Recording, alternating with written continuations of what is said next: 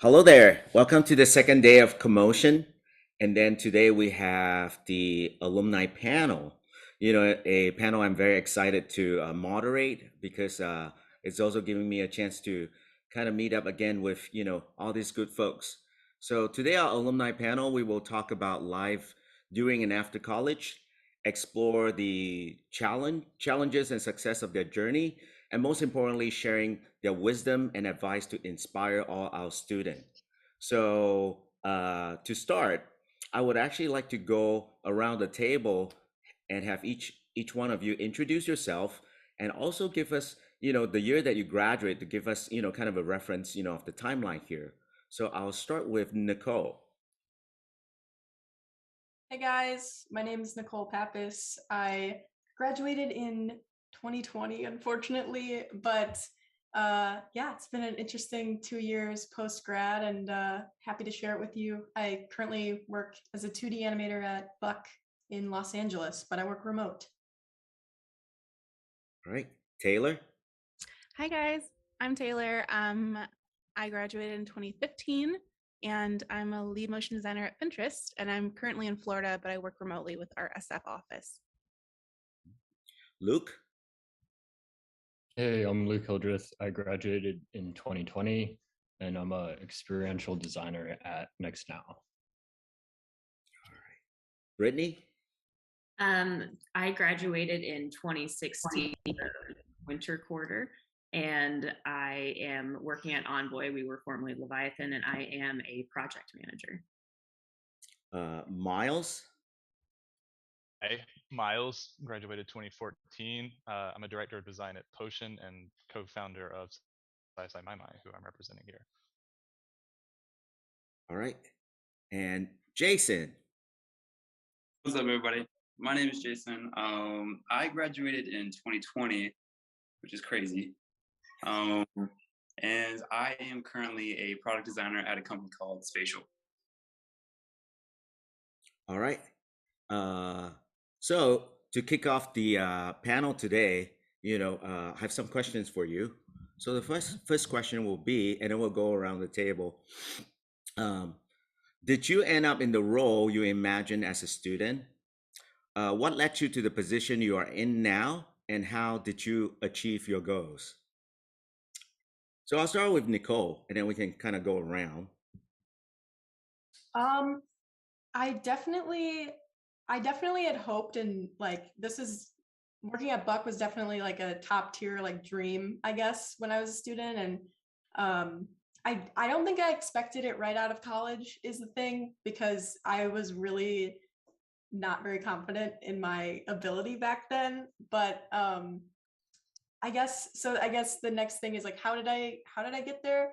I It's kind of an interesting story. I've told this to a few people, but I didn't get that like dream company junior year summer internship that a lot of people aim for.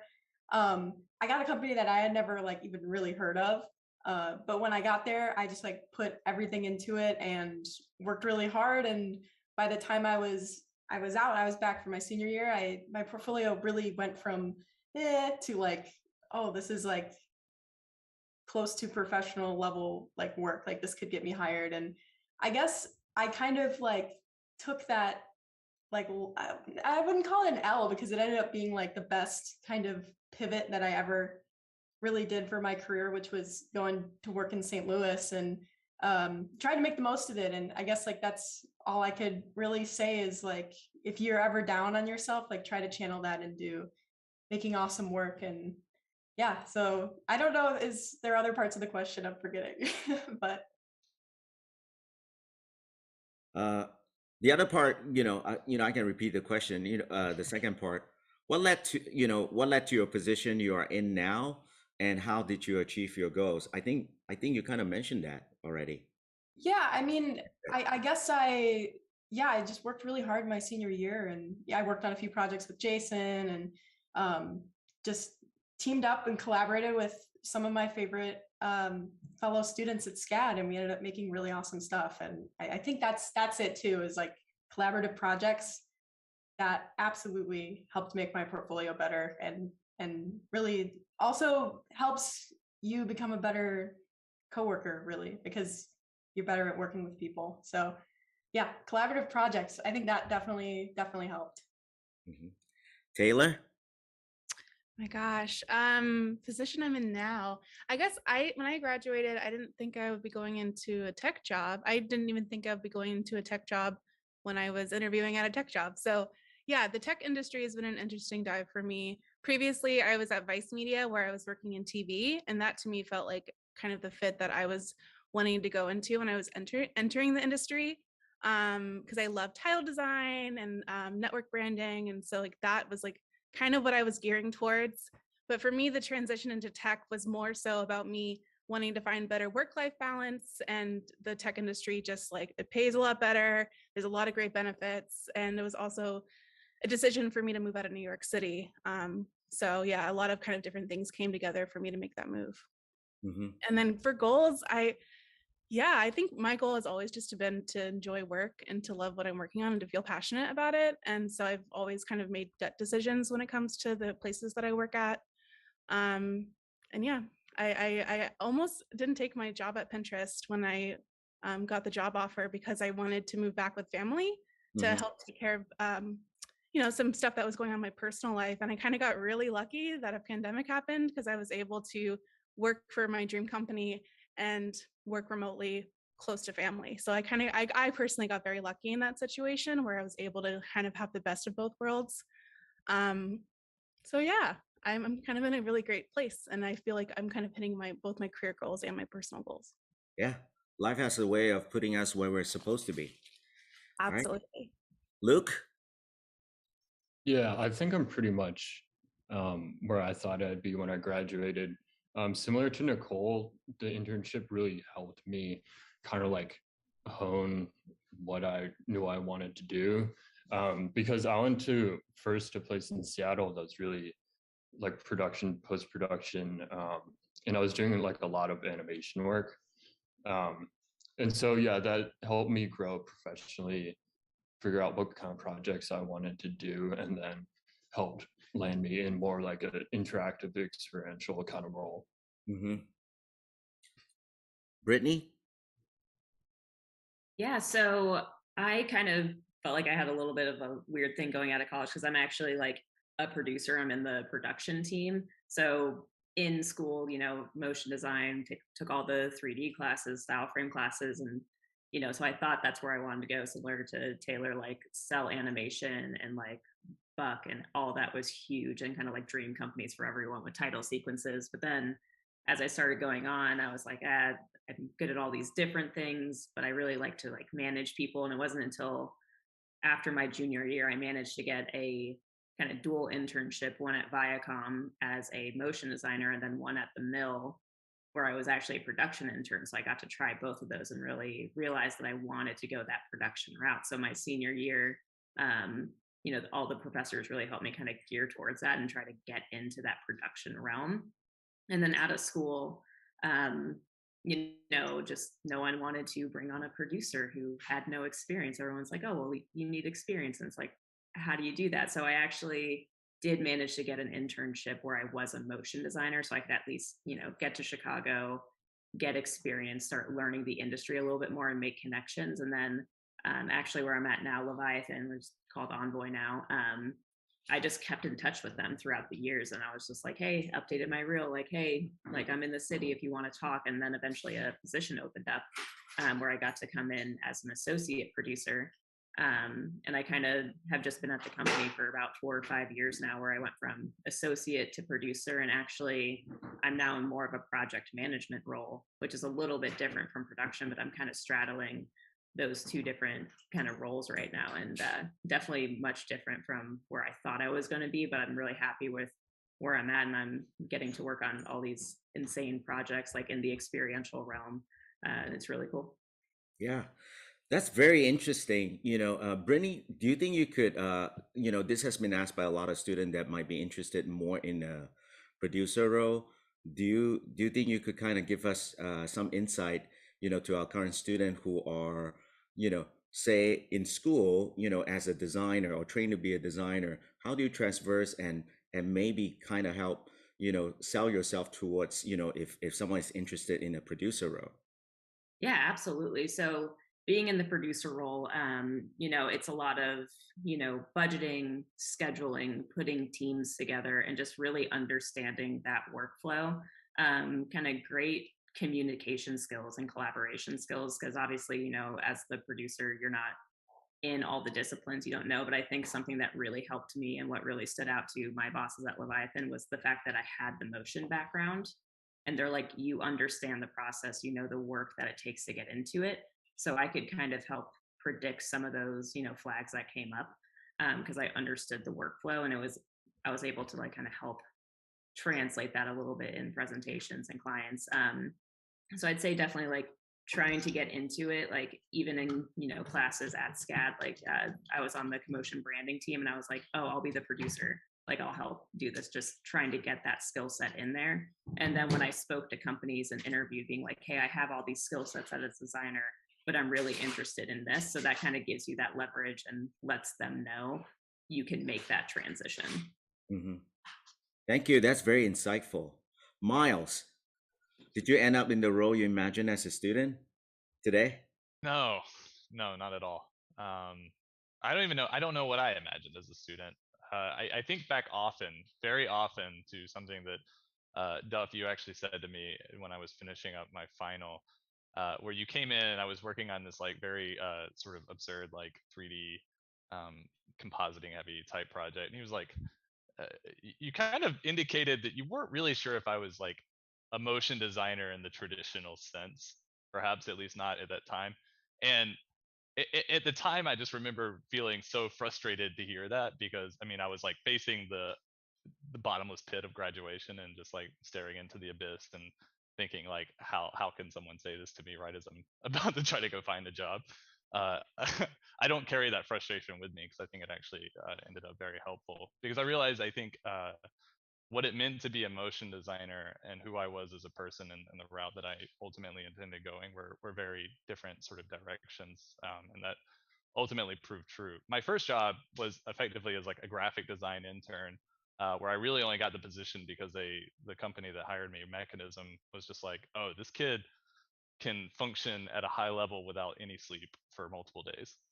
Uh, I think they realized that because when I had the interview, I was probably on maybe 4 or 5 days of no sleep. So they were like, we can push this kid, and they were right. And that turned out to be an awful experience. I hated that job.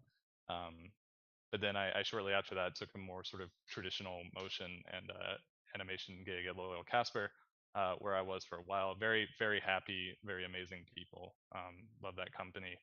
Uh, but ultimately still sort of felt uneasy about, the type of work I was doing, and I still wanted to kind of explore. And so I went freelance for a little bit and tried a couple things out. And then ultimately found myself in the interactive and experiential design world, where I now, focus a lot more on installations and physical media. Luke, I remember when you were still a student and kind of seeing you go down a similar route. That was, a very relatable experience for me, where it was, how could I take sort of the technical visual understandings that I had and translate them into, a proper design field. And now I'm pleased to say that I've sort of found my way into that world in a way that works. But, it's definitely not the kind of place I imagined myself being when I was still finishing at school. Mm-hmm. Jason, what about you? Most definitely not. I was not imagining, on graduation that this would be the spot that I'm in. But I will say, like, a lot like Miles, like it was just kind of like a series of events that kind of led me to this direction. And I think, like, definitely with some guidance from Duff too. It's like it's really just like answering the questions of like, what do you want from work, necessarily more so than like what is the kind of motion designer you want to be. And the things that like I really was focusing on in graduation was like, I feel like I was like, I just have the mentality of like a creative director. I don't really have the mentality of a motion designer. Like, I think I commonly like it for anybody that was like in class with me. Like, I often try to take on projects that were way bigger than I could do like individually on my own. Which is like partially why I think some of like the best projects that I did were in collaboration, like with Nicole and stuff like that, because it was more of a team effort and we could take on more together. So yeah, that was really something that I was like looking for coming out of school. It's like I just want to be in a position where I get to, be more in that kind of like role of like where I get to leverage more of like my design thinking more so than like my actual hands, like my craft. Um, and that's what kind of led me. I mean, also too, like there's this whole side story of like how like VR kind of got introduced to me and everything like that too, which we can dive into later. But yeah, I mean, for the most part, it was really um, just really trying to like hit on those like key points of what I was looking for in the future, and then just going straight after that. That's kind of what led me to where I'm at now. Mm-hmm. All right. Uh, the next question for all of you will be when freelancing or negotiating wages, how did you find the appropriate wage for your skill level and time? That is always a big question, for student, especially joining the workforce for the very first time. So, any of you, can charm in on that. Salary negotiation, effectively. Mm-hmm. Or more than just salary negotiation, how do you know what you're worth? I think Especially for a student that's just about to join the workforce. I think there's sort of two sides to it. For one, I think there's, depending on where you go, there's going to be kind of a baseline, right? That, if you move to New York, for instance, having a salary starting at under, well, for me, it was like 45K was like an entry level salary at the time, but I think it's actually gone up a little bit for inflation. But there is like, even with a roommate, you're going to have to pay some rent, and you're going to have to accept that as an entry level position you're probably not going to be negotiating the highest salaries unless you go to like a tech company. But even in that situation you're going to be compromising somewhere. So you need to establish for yourself, like, if I want to be in the place that I want to be at, what is that sort of baseline that I should expect so that I can continue living a sane and healthy life. um, and then also doing the appropriate research on the position itself. In New York, we've actually introduced a law recently to where companies now have to expose the salary for certain positions they're hiring for. So it's actually way easier. But what I do think that's causing a lot of companies to do is sort of um, actually just reduce the salaries across the board. So if they're going to say it, they're just going to be like, it's going to be lower, and you're going to be okay with that. But then from there, that what we say is always just sort of that initial conversation point. So then that goes back to you, like, what is the salary that you need? If you have to sort of look at your own skill level and your own experience level and see what other people in the industry are making, and kind of make a balance from that to say, like, what do you need versus what do you think you can get, and then stand by it. I mean, I think as long as you're asking for something that's reasonable within the industry standard, a company's always going to try to negotiate you down. I mean, that's just business for the most part. But I think as long as your skills are there and you're not really asking for something that's out of line, then you should fight for that. You shouldn't negotiate lower just because you think that's going to be what's going to get you the job. I think it's also important to look at, like, compensation is more than just salary. There's a lot involved when you're looking at where you want to work, especially starting out. When you're coming in as a junior motion designer, any sort of junior or entry level position, you want to be looking at places where you can get the most out of it in terms of what you're learning. I think if you're taking a less money, that you need to make sure that there's people there that you can grow from, that you have opportunities that excite you to build your portfolio. So sometimes you do take a cut if you're really excited about the position, or if you feel like you're not getting what you need out of it. It's okay to either ask for more or leave. Yeah. And Yeah. then, Oh, you can go, Brittany. Sorry. okay. Well, I was gonna say, like, and then, like, once you do get in that front door and you're in a company, like, it's just knowing the kind of projects you're put on and the responsibilities you're asked to do. There's a lot of companies where either you kind of have your skill set and that's kind of the work you get, or a company where you wear a lot of hats, and if they try to put you in like a more leadership position, or lead a role on a project, and if that keeps happening, then that's way for you to be like, hey, I've been leading this more often, I've been in charge of this, and I really think I've done X, Y, and Z to make our project successful, are really good negotiation tools as well. Oh my gosh. Also, there's such an advantage to being junior, and even though you're getting paid less, like, there's no pressure. Like, you're getting paid less. There's, like, it's time for you to make mistakes, time for you to ask questions. So even if you feel like if you're not making enough, like, that sucks, but, like, take advantage of that time to, like, just grow as a person and build yourself,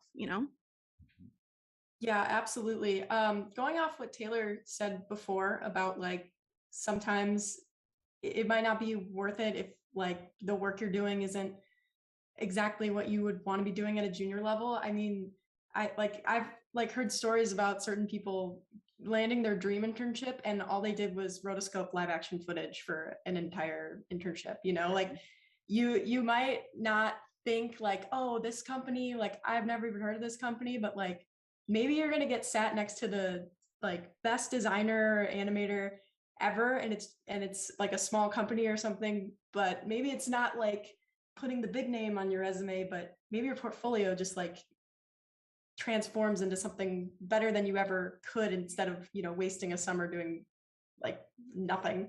The other thing I wanted to say too is, and I don't know if everyone's going to agree with me on this, but my personal mantra is to never accept nothing. Unpaid internship, never. I would never. And this is just like a thing across the board. When you accept an unpaid internship, that sets a standard for everybody else, and I don't think it's a healthy standard. And every company has enough money to pay people. Like, they're lying if they say they don't. Everyone is worth something. So don't accept unpaid. That's my rant. You don't want to work for a company that doesn't have money anyway, because that may not bode Yeah. well for their longevity. Exactly. Luke and Jason, any thoughts? Yeah, I guess I was just gonna say, like, reach out to your network of friends and, like, fellow MOMELove people, because likely they're working in a similar kind of position or doing similar kind of work, and they might have an idea. Or they might just tell you what to ask for if you Yeah. ask them So directly. me and Miles always swapped, like, day rates and stuff when we were working in the same city at the same time. Having your people to kind of double check to make sure you're getting paid fairly is really important.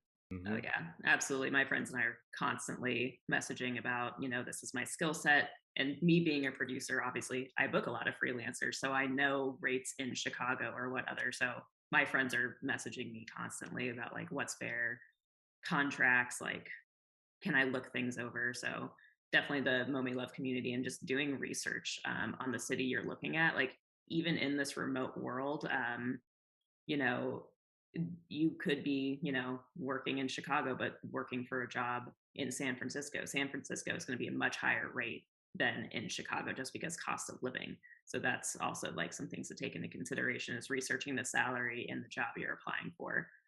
Things like Glassdoor and just having that info as you go in is really beneficial. Mhm.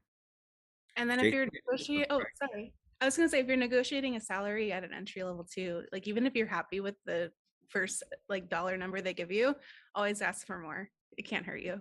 Yeah. Jason?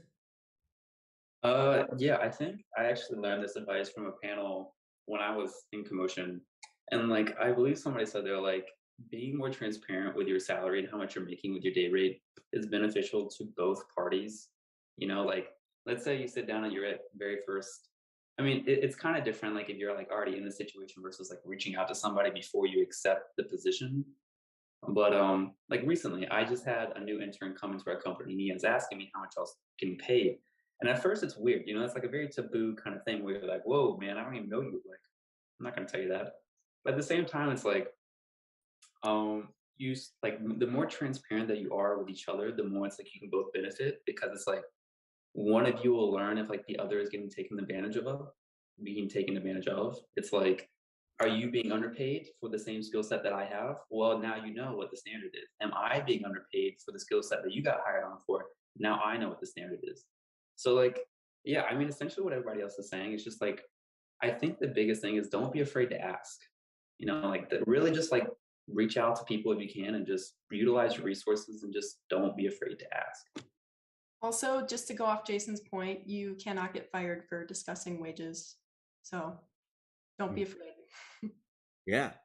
It sounds like, keeping a good network, of good friends in the industry, or, from MOME, it's a good reference, especially when gauging your worth, how much you're worth.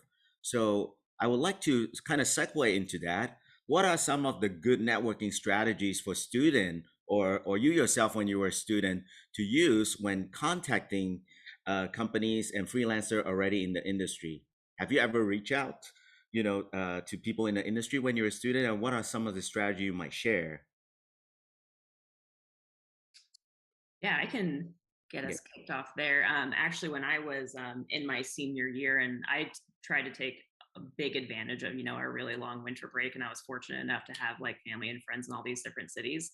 I actually just planned and traveled to these cities, and if I had, past MOMELove people who were at studios, like I went to Seattle and I just, emailed We Are Royale and like connected with Jackie and was like, hey, like I'm in the city. I want to just tour your studio. Like people like if you just say, I just want to tour your studio, hear more about your work. That is how I got in to most places that I was talking to and leaning on from CoMotion. Like that's how I got into Leviathan. I met at CoMotion, managed to visit Chicago, and I was like, hey, I'm here. Can I see the studio? And that's like a great way just to meet people, network, and just start building on that repertoire. Mhm. Yeah, the SCAD community is like absolutely remarkable. I mean, David Conklin, who is here, hopefully he's watching this panel because he hears me do this anecdote like every single year. But I mean, he was working at Loyal Casper at the time, and he helped get me into Loyal Casper. And he was only like not even a full year graduating ahead of me. It's not about taking advantage of, but I mean, the relationships that you build in SCAD will be the relationships that you might have for a long time. I've known Taylor and Brittany for many, many, many years. I've known Luke and Nicole, like you. I've seen both of you come out of school and graduate. Like these relationships exist well beyond the time of your school, and for many of us, these become the people that we rely on. Sometimes we work for, sometimes we're their boss, sometimes we work with. It gets weird, and it's a very tight relationship that can be a very wonderful thing. I think it's just a matter of like not being afraid to ask. You're not really taking advantage of each other. It's very much you're in this together. Same with Jason's point about the salaries. Like you should be helping each other out. You should never be trying to like trip or stifle or prevent somebody from moving forward. One thing Yeah. that I did my first year in New York, that at the time I just wanted to make friends, but it ended up being like one of the best things that I could have done for just my career in general. I invited a couple of motion graphics ladies out for drinks, and then they would bring a friend, and then they would bring a friend, and suddenly I think I had like the entire female motion design population of New York like at a bar. And all of those people I just got to know on a personal level, not a professional level, but they're the first people that I go to when I'm looking for freelance. They're the first people that will recommend me if I'm looking. So just having like that social connection, and it's a little bit more difficult now with virtual, but even now I try to set up calls with friends of friends that are in the industry to say hi and just look at their work. And when you're that person that knows people, people come to ask you for those people, and it just like creates that network that kind of keeps things going. Mm-hmm. Yeah. Oh, real quick, I was gonna say the power of SCAD alumni. I mean, our Buck Slack channel has SCAD emojis. Like that is how powerful we are. But yeah, I mean, like even if someone reaches out to me and is like, I was at SCAD or whatever, or I'm at SCAD right now, I need advice, like I usually reply. Like I don't feel too afraid to cold call, especially if they're SCAD grads, because we like to help the current students out. Yeah, but it's just going to SCAD is super powerful for that reason alone, and then just the fact that you have CoMotion and all this stuff. So try to like make friends and like get to know as many people as you can, I would say, and collaborative projects too. That's how you build good relationships. Yeah, absolutely. And kind of speaking similar to Taylor, like in Chicago, there is a Chicago motion artist group. So when I first came to the city, like, you know, it's just an open Facebook group that I could join, and there's SCAD alumni in Chicago. And once a month, you know, pre-pandemic, they were just meeting up at a random bar, or random studios would offer to host and give a presentation. And that's how I met most of the Chicago community. And there's actually a Slack channel that Chicago motion artist groups, and they're constantly posting about jobs or plugins or being like, hey, I'm dealing with this tough thing at work. Do you guys have any advice? And now there's even like a Chicago women's motion artist group. So then those combine forces. So it's actually a really great tool just seeing like what the motion community is. It's a very tight knit group, no matter like what city you're in. Luke, Jason, anything to share about networking? I mean, something that I did quite a few times was definitely, I mean, it's kind of funny because my work was quite terrible at the time, but I would often like find people in positions that I wanted to be in, and then I'd reach out to them on like LinkedIn casually, and it wouldn't be like, you know, hey, do you guys have any open jobs? It would really just be like, hey, I just finished this project. What's your thoughts? Like from your point of view as like a senior 3D designer, what would you change? Like what stands out the most? And like, I'd say about 80% of the time I got no response, but 20% of the time I did. And like, honestly, those are like really great connections that I still like run things by today. Like I still talk to these people and I'm like, what's your thoughts? Like, what should I do? Do you think I should do this or I should do this? And I just think that's like a really great stepping stone for like, you know, after that point, like, yes, there will come a day where like, maybe there's a job that comes down and that person that you're just talking to, you're in the back of their head and they're like, oh, I remember Jason reached out to me and he like, I mean, his project was like, it seems like he has potential to like fill this role. Like he'll keep you in the back of your mind. So like that's at least like a suggestion I would give to people is like just reach out to those that are in that position and share your work. And I think like sharing your work lends more towards like, here, let me help you, versus like asking for a position lends towards like, okay, now I need to like it's not like me helping you, it's like me having to do a service for you, which is I think a totally different dynamic when talking to somebody initially and trying to create like that first impression. All right. Any networking tips from Luke? Yeah, I'll just echo basically what Jason just said. I think it's really good to like casually reach out to people. You know, you definitely don't want to seem desperate, like, oh, give me a job. Like just kind of checking in with them, seeing where they're at, and just being nice to everyone. Like you never know who owns some studio. And we know you're desperate anyway. We remember what the feeling was like. Right. I mean, finding a mentor, like someone that like the people that make amazing work that you admire are people too. And like, you know, if you can find someone that like has an interest in you that can kind of give you some advice, even if they're outside of the industry, like having people that you can trust, and then also like mentoring people like, you know, as well. It's something that I think often gets overlooked. But definitely you can always reach out to people just asking for advice and not necessarily needing anything. Yeah, your first mentor is way more valuable than your first company. I agree.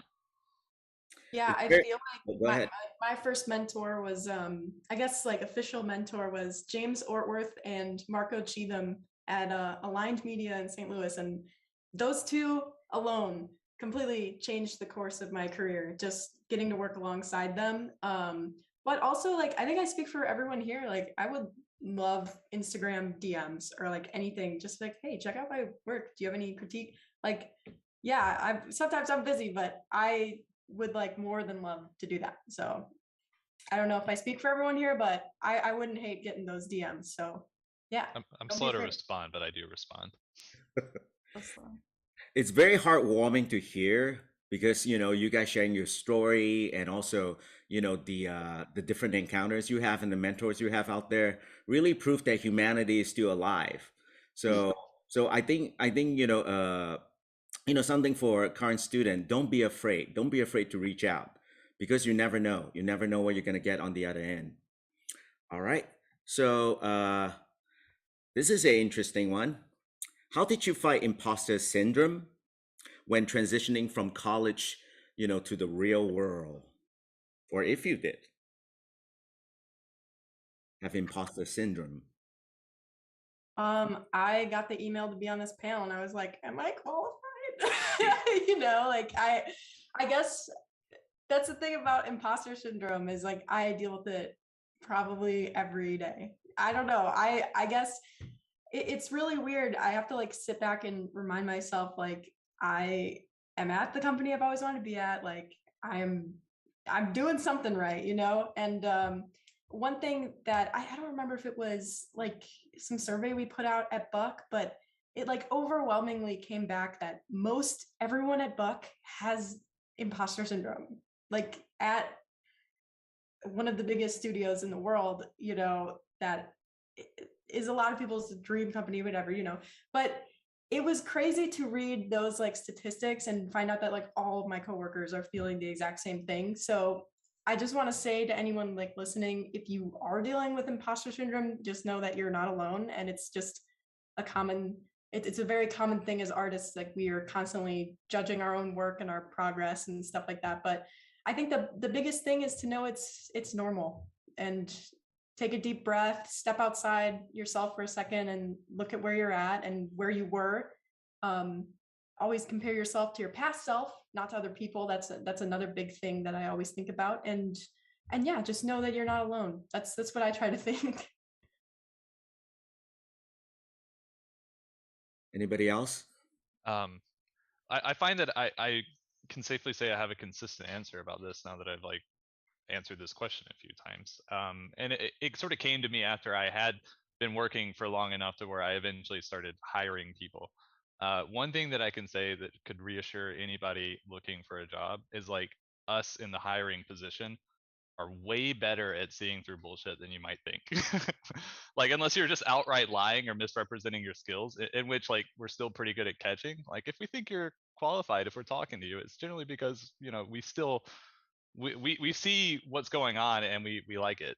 And that's been true every time. I've had a really great experience with all of my hires. Many of them have been from SCAD, and I've been very pleased with all of them. And a lot of them, I think some of the people that I've typically gone for, who have been hiring, were sort of diamonds in the rough, people who didn't always have like the flashiest portfolio or the like most sort of refined experience, because that's not really what I expect out of a more entry level position anyway. I go for the thought. I go for somebody's ability to have strong process and present themselves well and grow and be part of a team. And if you can show those things, at least from my perspective, then you're not an imposter at all. You're very welcome to be here. Yeah, I think when you're first starting out, like it's the easiest to feel like you don't belong, but I think it's actually the time where it's okay to not know anything.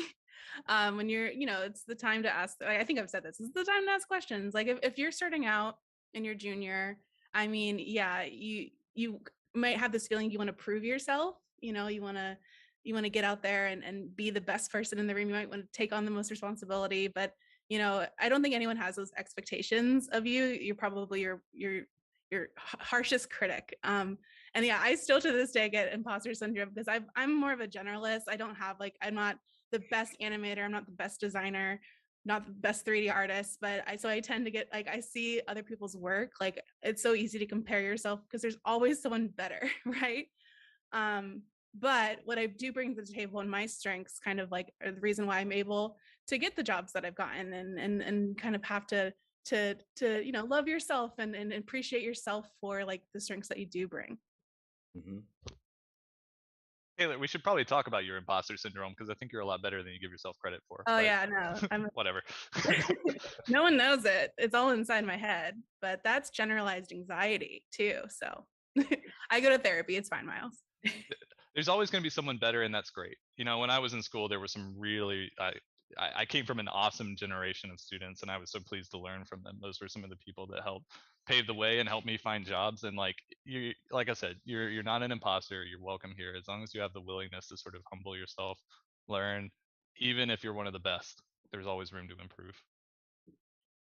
Yeah, I agree with everything. I think one thing too is just know that you are one of a few thousand people in the world maybe that have your exact skill set, and it might even get smaller the more niche you get with what you do. But like there's not a lot of people with our exact skill set in the world even. Like and that's something I have to remember is that yeah, motion graphics is getting more popular, but we still are a very, very small niche. And if you can do what we do, like you're talented. Like at a baseline, you have a talent, you have a skill.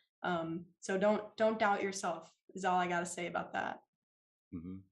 Something I want to share too is that we are constantly growing and evolving, but we do need to take the time to recognize, our growth. I think a lot of time, we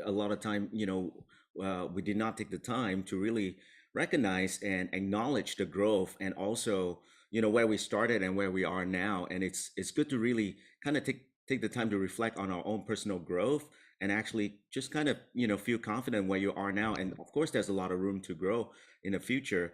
And especially as designer and creative, imposter syndrome seems to be, just like what Nicole said, everybody's on the same boat. Everybody's, even when you're on the top of the hill, people still felt that way. But it's a good thing and a healthy thing to always recognize your growth and your accomplishment. And from my end, knowing you guys, as student in my class, to see where you are today, I'm so proud. I'm so proud. You know, we might not be in, say, constant contact, but know that, all of us here are constantly rooting for each and every one of you. And you have grown. And that's why you're here today to share your wisdom, and your know-hows, to a lot of what, these students are feeling when you're in that position in the past. So thank you. I'm very proud of all of you. All right. So the next one will be interesting.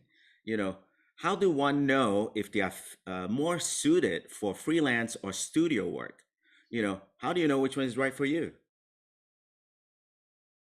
Yeah, this one for sure. Like for me, I personally wanted the stability of like studio and having a full-time job and being able to grow. But there are a lot of people who, and I even have friends who they've been in a studio, but a lot of the work that comes in, it might be similar. They're like, I want to branch out. I just want to try out a bunch of different studios, try out a bunch of different projects and see what I really fit. And that's probably like more freelance, and you're able to try it on. You can get short bookings, long bookings, and really kind of experience like big agencies, small studios, or even like taking on a project like as a flat rate and just being like, oh yeah, I'll just take this on myself and kind of be my own little studio. So I think definitely, it's confidence in what you're able to do, what you want to try out, and if you want to be somewhere, learn, grow, and grow with the studio, or if you want to be able to try out a bunch of things to see where would you eventually fit, was big for me. Miles?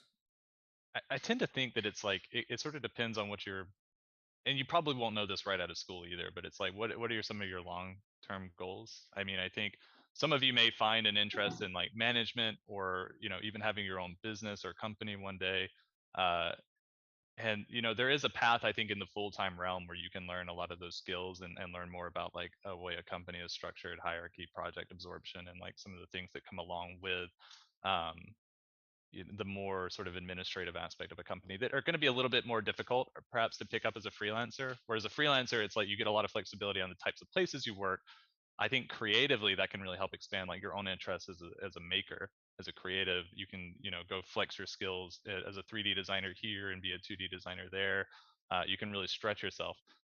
That's sort of a generalized way of putting it, because certainly you can learn a lot of administrative skills by doing freelance, and certainly working at the right place, you can learn a lot of creative skills as a full time. But I think you, if you want to be really, really objective about it, I think it's important to sort of look at yourself and think like, what do I want kind of in the future? Am I interested in having a studio? Well, then maybe going full time for a while may teach you that you really don't, and you actually just really love to make. I've been fortunate enough to have some freelance time as well as full time. Um, and I'm still sort of undecided on which one I prefer. I loved when I was freelance, just sort of like meeting new teams, and working with a lot of different people. I think that was my favorite part, was just like the constant sort of like integrating with new teams, finding new creatives, meeting new mentors, having new like people working underneath me. Both were just exciting, whereas like in a full time, I really got to build this sort of long-term stability with people, and kind of like grow together over a long period of time within a company and a brand that sort of like represented us in a way. So there's pros and cons. I know for some students, people who need visas, they're sort of forced into the full-time world too, at least for a period of time. But then I think there's still avenues, when you get there and you sort of have that stability. That's a great time to start thinking about freelance too, after you've sort of been in it for a while. Hmm. And also, interesting enough, uh, uh, last year's CoMotion alumni panel, Sophie Lee, Oh uh, yeah. international student, but freelancing now remotely from Korea. So, Mhm. I guess with the pandemic and also the more frequency in remote working, I see a lot more opportunity, even with international student, being, in America or outside America, or even between location. That's kind of a big sort of change and evolution in our industry. I remember that panel actually. Sophie was super casual about the whole thing. I'd never seen like a right, very recent post grad being so like chill about it. But yeah, she was doing well. Yeah, and also if you remember, Miles was on that panel. She was zooming in from in the AMs, Yeah, it was early. from Korea. So that's kind of I remember that, or that aspect of our industry evolving towards the option of remote working. That really opened up a lot of different option and configuration now. Anybody else want to add to that? Freelance versus staff? I spent most of my career in staff positions and at the same company for a very long time. I was at Vice Media for about 5 years. Hmm. But at the same time, I freelanced on the side because I was like in hustle mode, wanted to get as much as I could. And I would say, having done both, it's like great to get both experiences to see what works for you. I, like Brittany, was also interested in production. And so I think that kind of like product manager and like client relations skill I love as a free, like being able to freelance and work directly with clients and like coordinate, like tell them how it's going to go and kind of do the whole thing. But I think ultimately for me, like having the stability of my team, the like budgets to be kind of do bigger projects. I love my benefits. Like, when you're freelancing, there's even though you're typically getting paid more and you have more flexibility in your hours and like what you can do, you also have to understand that you have to manage your time. You have to constantly be, looking for work, or like manage your schedule. You have to deal with your taxes, and there's a lot to do with that, and like hiring people to kind of help manage your money. And you have to think about saving. You don't automatically get a 401k set up for you. So there's that life management aspect that when you're first starting out might be really overwhelming. So it's a balance, and it's not for everyone. it's also that other time where you really need to leverage your SCAD contacts. Brittany was actually my boss for like 3 months Yeah. while I was freelancing with them for a Yep. bit. So you And never know. yeah, maybe Brittany, from a perspective, since you have, a lot of contacts with freelancer, what type of designer do you think is suited for freelance work? I mean, I feel like really any type of designer is suited for freelance work, especially in our field. Like we need so many different people of different disciplines, and we work with a lot of international freelancers as well. And we worked with a team that was in Argentina, I think, recently. But I think a lot of it, and kind of what Taylor was saying, it's a lot about managing your time and knowing your worth, kind of what we were talking about earlier. Like I definitely encourage people, like, set a time limit on your day rate. Like if they're making you work more than 10-hour days, then start charging overtime. Because the 40-hour work week, like that's something you have to think of as a freelancer. Like if you agree to a day rate or an hourly rate, kind of have those there and know about it, just so you can protect yourself a little bit more.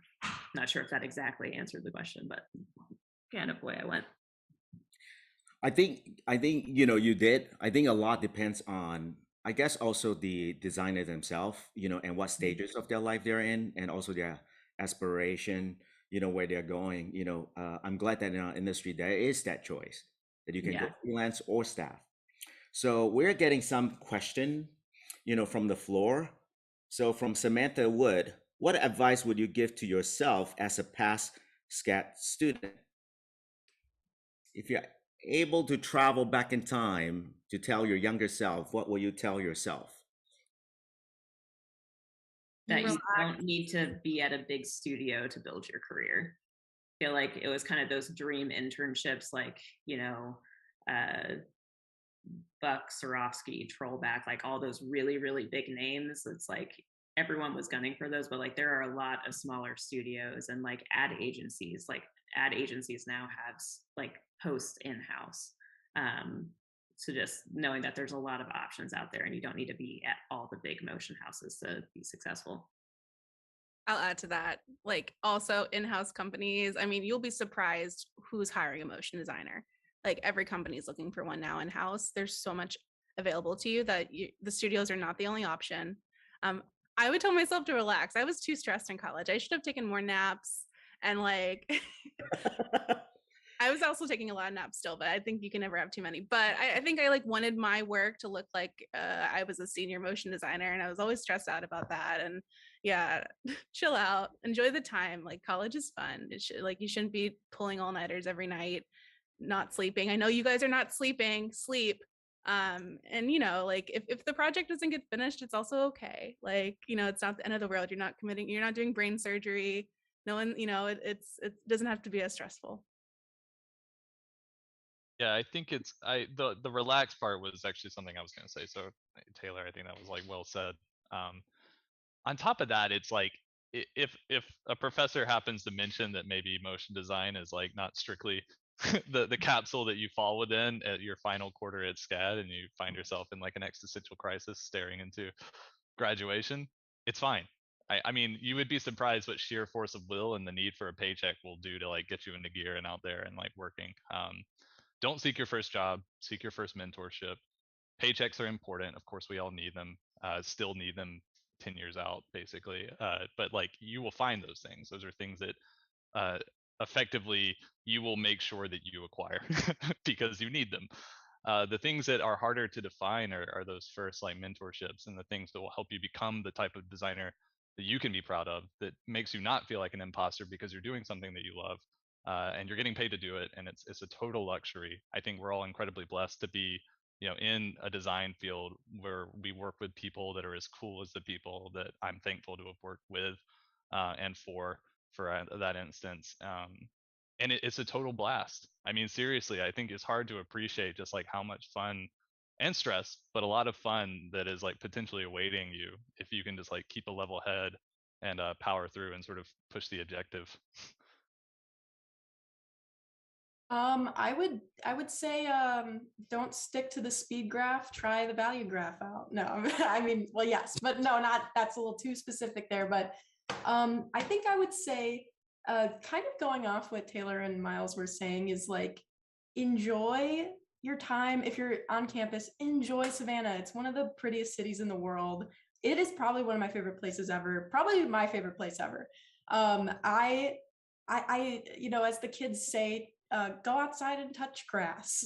But you know what I mean? Like, I think you will find so much inspiration and make so much better work if you are happy and enjoying your experience and your surroundings. And also, like, go to like figure drawing, like do something, kind of try to take advantage of the SCAD experiences that you can only get being in college, and enjoy your time there. I wish I told myself that, because I was total MOMELove co-president grind set. Like, I wish I had more fun. I still had a ton of fun, but I wish I lived a little bit too, a little bit more. And yeah, that's Learning doesn't stop after college. You have plenty of time to develop your portfolio, but yeah. time in your day to explore your hobbies gets a lot harder once you're out of college. Yeah, work-life balance. Wish like my senior year, between work, study, working on my senior project, being part of the branding team, I was SCAD all day every day, worked 7 days a week. And I didn't, I wish, I just gave myself more of a balance, more time to chill, and like just go out and enjoy time. Jason? I think definitely I agree with what everybody's stating. Like senior year, I had to set like a time cap. Like after 1 a.m., no matter what, no matter where I was at, I went to bed. And I even feel like that's kind of late for like what we're recommending, but like that was kind of the kind of law I instituted within myself. Like at 1 a.m., I'm done, I'm stopping. That doesn't mean that like I wouldn't wake up at 4 a.m. the next day to keep working, but like definitely like time cap yourself and like try to have a good work-life balance. But like a big thing that I would recommend too, if I could go back in time and like give myself some advice, is be like, this seems almost kind of obvious, but I would state that like half of what we do is just presentation, right? And that's seems almost obvious because like we work in a very visual medium, right? Like everything that we make it is part of a presentation. But I would like to reflect that back onto like you as yourself as well, and also like how you present not only just like the renders or the animations that you make, but like how you package that. And I really love like what Miles stated, like where he was like, the people that he looked for weren't necessarily like the flash of portfolio, but the people that presented themselves as one who like articulate their ideas, show potential for growth, and just overall was a person who, could like kind of put together like a package of where they wanted to be and what they wanted to do, even if their work didn't necessarily like reflect it. And I think I would like at SCAD, I completely did a 180 where I was like, I put all my effort and energy into my renders, right? I wanted them to look absolutely sexy. I wanted them to look amazing. I wanted to have that flashy portfolio. But then there would be days like in class, which Nicole can attest to, is like I would present something and my render would look amazing, but everything else would just like discombobulate. Like Duff would ask me questions and I would just fall apart. Like, where's like the narrative and like what is like the design decision behind this? And I'd be like, Duff, what are you talking? It's beautiful. What do you mean? And like also my presentation was lacking. I'd always have like things kind of haphazardly. So it's like, and I know this is kind of ironic too, considering, my whole Zoom situation, me walking into the meeting, but like, kind of keep yourself to like a professional standard, even if you're in school, and hold yourself to that standard. And I wish, reflecting back, that I would have done that myself. Yeah. Do you really want to be the type of person, be the person that you want to work with? Like, do you want to be that person who like clearly has not showered, worked all night, barely like made a delivery point because they pushed it out at 5 a.m.? Yeah. Yeah. Definitely shower, and staying in Monty like for way too long makes you smell like Monty. So just be warned, okay? Yeah, don't sleep at Monty. Go sleep in your dorm. It's very bad. Don't sleep on the beanbags, okay? Luke. Well, yeah, it's definitely good to enjoy yourself while you're there, but I also think it's also important to try different things, do different things creatively, maybe like dive into some weird niche. But I think I wish I'd learned to code when I was at SCAD. that's like my one thing. All right. So that's a lot of thoughts about work-life balance, so for, all the MOME student, tuning in to this panel, it's a reminder to enjoy your college time now. Work is important, definitely, when you graduate, you will not be able to recapture, this time again. So, please, please, in a time management, it's not just all work, but schedule in rest and also time, with your friends, because the beautiful friendship that you make here, I'm also very glad to hear that a lot of you are keeping in contact, keeping the MOMELove, and also more importantly too, a big thing, note to self from future: take more shower, don't sleep at Monty. Yeah, that seems to be a recurring, theme here. So rest is very important. So we're almost time. We're almost, time to end this panel. I just want to take this opportunity to thank all of you. It's great to see all of you, really. It's really great to see all of you. And I wish this was in person, so I can give you a big hug. But thank you for your generosity, your time, and also great insight. Great insight. One thing I've always, uh, enjoy, my time, as being faculty advisor for MOMELove all these years, is really that MOMELove that all of you, had for the club, and continue long after graduation. The love is still there. So wrapping up this panel, I just want to say I MOMELove all of you, you know, and then I hope our path will cross again. And for some of you, pretty Yeah. soon, Miles, Taylor, pretty soon. Yeah, our path will cross again. All right. So that will be a wrap for our alumni panel, and then and enjoy the rest of today's program for CoMotion 2022. Stick around for Expanded Horizons, everybody. Don't Oh forget to smash yeah. that like button. Yeah, thank you, MOMELove. Thank you, Duff. I Thank miss Thanks, you. you. everyone.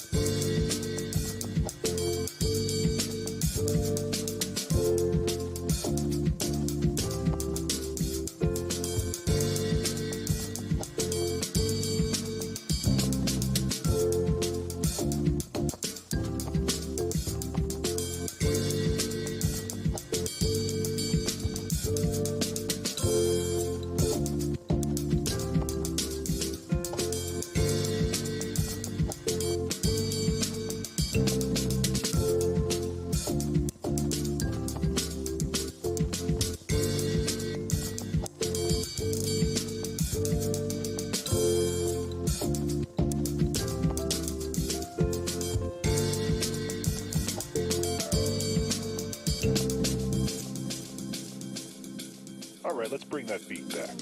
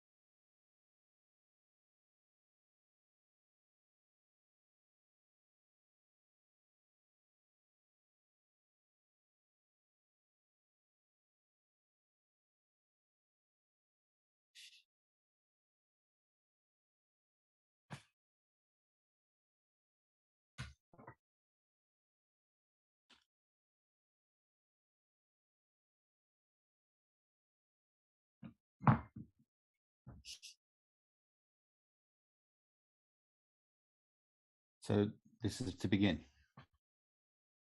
Okay, welcome everyone to the panel on expanding horizons. We've got a great lineup of people here. Thanks for everyone for being here.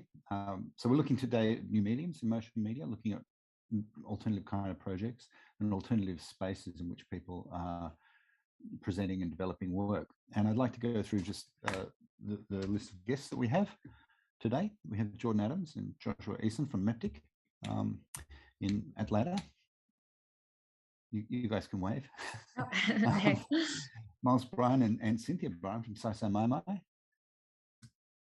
guys. And we have Trailer Woodall and Daniel Petrino from Five Stone. So yeah, thank you everyone for being here. We're going to have some presentations to start off with where people can introduce you to some of their projects. And I think I'm going to kick it over to Meptik first of all. All right, sounds great.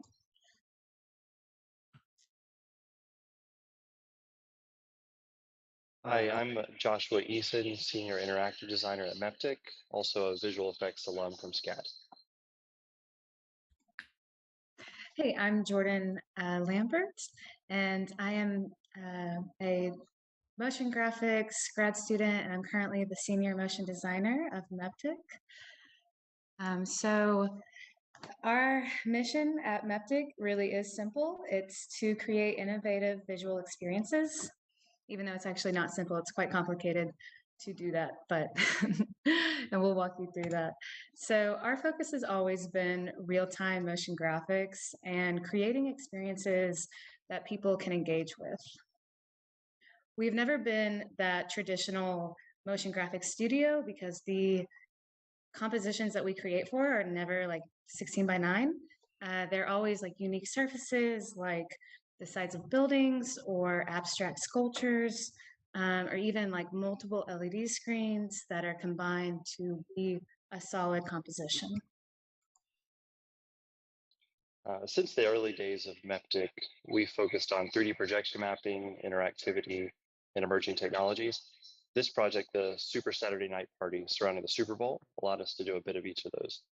Our task was to create real-time motion graphics that would dynamically respond to the audio played by a live DJ.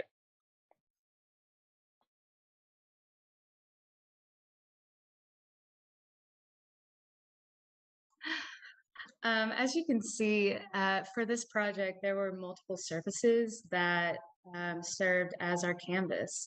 So we had to take each surface into consideration for the design itself and how we would arrange that composition.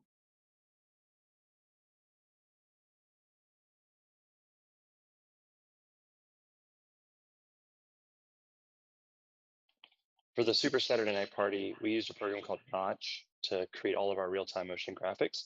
Pre-pandemic, Notch was the primary tool we used to make most of our content and interactive experiences.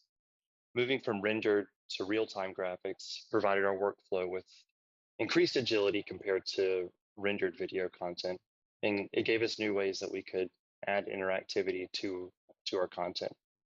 As we explored the new ways, new options that real-time motion graphics provided and various different types of interactivity, we stumbled across using a physical camera as the interactive input. And for us, that was the first step towards the emerging industry of XR and virtual production. So since the post-pandemic era, for us as designers, our responsibility for entertainment has a lot more weight to it. There's definitely a need for more immersive storytelling, high quality content, and the overall experience. Basically, this pandemic has accelerated the drive for more.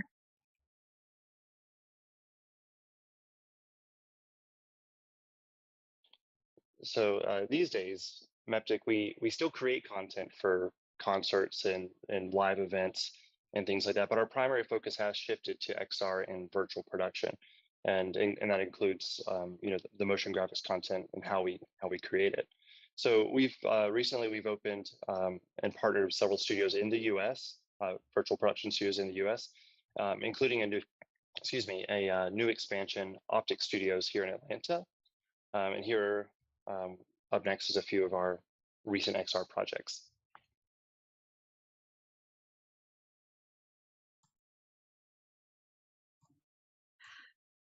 So we have recently created an XR experience for film and TV. We created this short film based on the NASCAR driver Bill Lester. So our design for the scene that we did was to create this like 80s style office with sterile lighting. Basically, the objective was to make it look pretty drab and like a place that you did not want to be in. So we created this scene in Unreal. We would have modelers. Some of our modelers would come in and kind of set design, and then we would do some lighting passes to add that photorealism. So in virtual production, really the only place where the content looks correct is through the camera frustum itself. You can see on the image on the left, and sorry, these are the best images here, but on the left, there's an output monitor where you can see the actor sitting in front of the scene that we created. And then the Unreal Engine directly below. And then on the right of that image, you can see the actual LED wall, all the lighting and everything.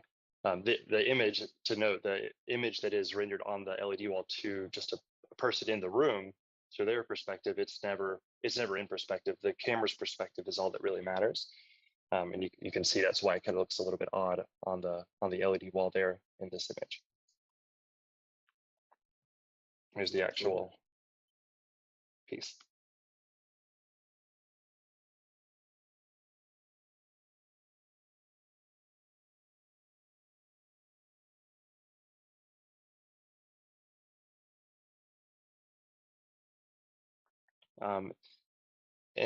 This piece was for a Nashville-based artist called Emily Road. Her recent music or recent song "Bloom." This was a great piece to work on. It's one of our favorites. But basically, the idea was that we were creating this magical forest, magical garden, where she was starting at night, and then through the night, bioluminescence, plants and fireflies and things like that start to kind of come to life, and it's telling a story about her also kind of coming to life and blooming as a person. You can see here, these are some early stage renders, previs renders of a 2-scale talent model in the space. When we're setting up XR stages, we always make sure that we bring in a model of a person. We always make sure we have our camera, a virtual camera set up that has the exact specs of the physical camera they're going to use. And you can't see it in these images, but we typically also put a model of our LED wall so that we can really know what the range of the camera will be, and we can really know exactly what the shots are going to look like before we get on site.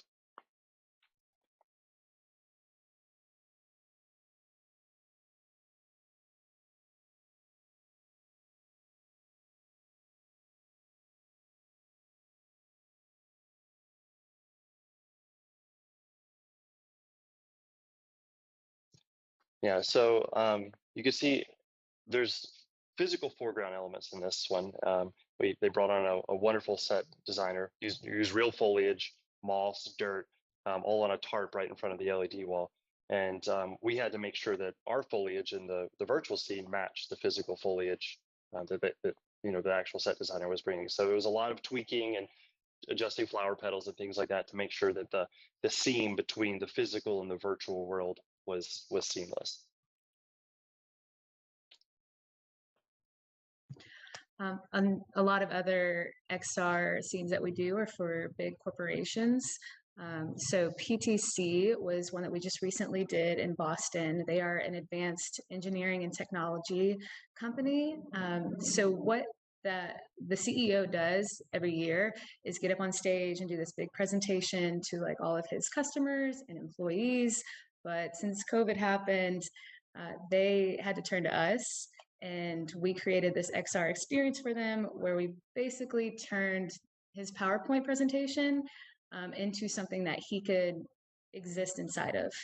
So he could stand on stage and we would make his PowerPoint slides come to life by creating 3D models and assets. We would put them in augmented reality so he can walk behind them. And here's a few examples of the scenes that we've built to where he stood and was able to talk about their sales and their projections, these graphs that they have for the company. We basically put on this like live show for their CEO to stand inside of. So our process from start to finish, from creating, coming up with the idea to creating it to executing, most of our clients come to us with an idea. So it's our job to essentially elevate their idea and create a style based off of those ideas. And then when it comes to creating it, we start off traditionally like any other motion graphics piece. We start off with mood boards into style frames. We highlight key features on what's going to be the most important part about the design. And then we lay out the space in 3D. We kind of essentially block it out. And then we do some texturing and lighting passes. And then we work with the client until we get to the final result. And then for execution. Yeah, so as I mentioned with the Emily Road Bloom piece, and with the camera, the LED stage, and the physical actor, we do that for every single scene or every project that we work on. Every studio that we work with has a different camera, has a different lighting setup, has a different LED stage. So that really is like kind of our canvas. It's the composition that we get to work on, although it's a dynamic moving canvas. So there's a lot of considerations, technical considerations that we need to consider before we can even really start working on the content. And those things carry through all the way from what Jordan was just talking about with the previs and early conceptual process, all the way through execution, where we're talking about a virtual camera, but then we have to bring that and do the same thing with the physical camera in the end. So we make sure that we always have people that we work with and people on our staff who handle the tech side and handle the creative side, so we can make sure that the motion graphics, the content we make, can go from concept all the way to execution.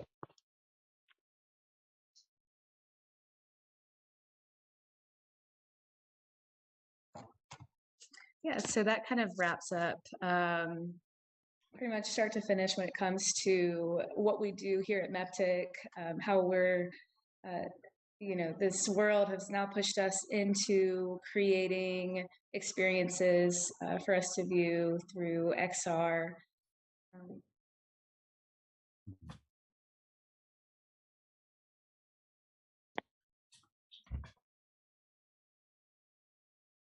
Yes, I say, these days, motion graphics for us, it's gone from, being a 2D canvas to projecting on buildings.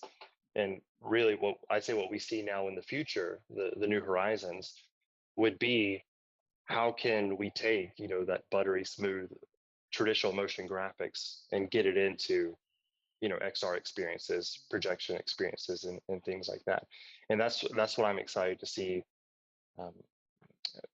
how motion graphics can evolve in the future, and how motion graphics will make its way into future virtual production and XR jobs, but even further into new concepts like the metaverse. And I think that's what we're all going to see in the very near future. Thank you very much. Yeah, thank you.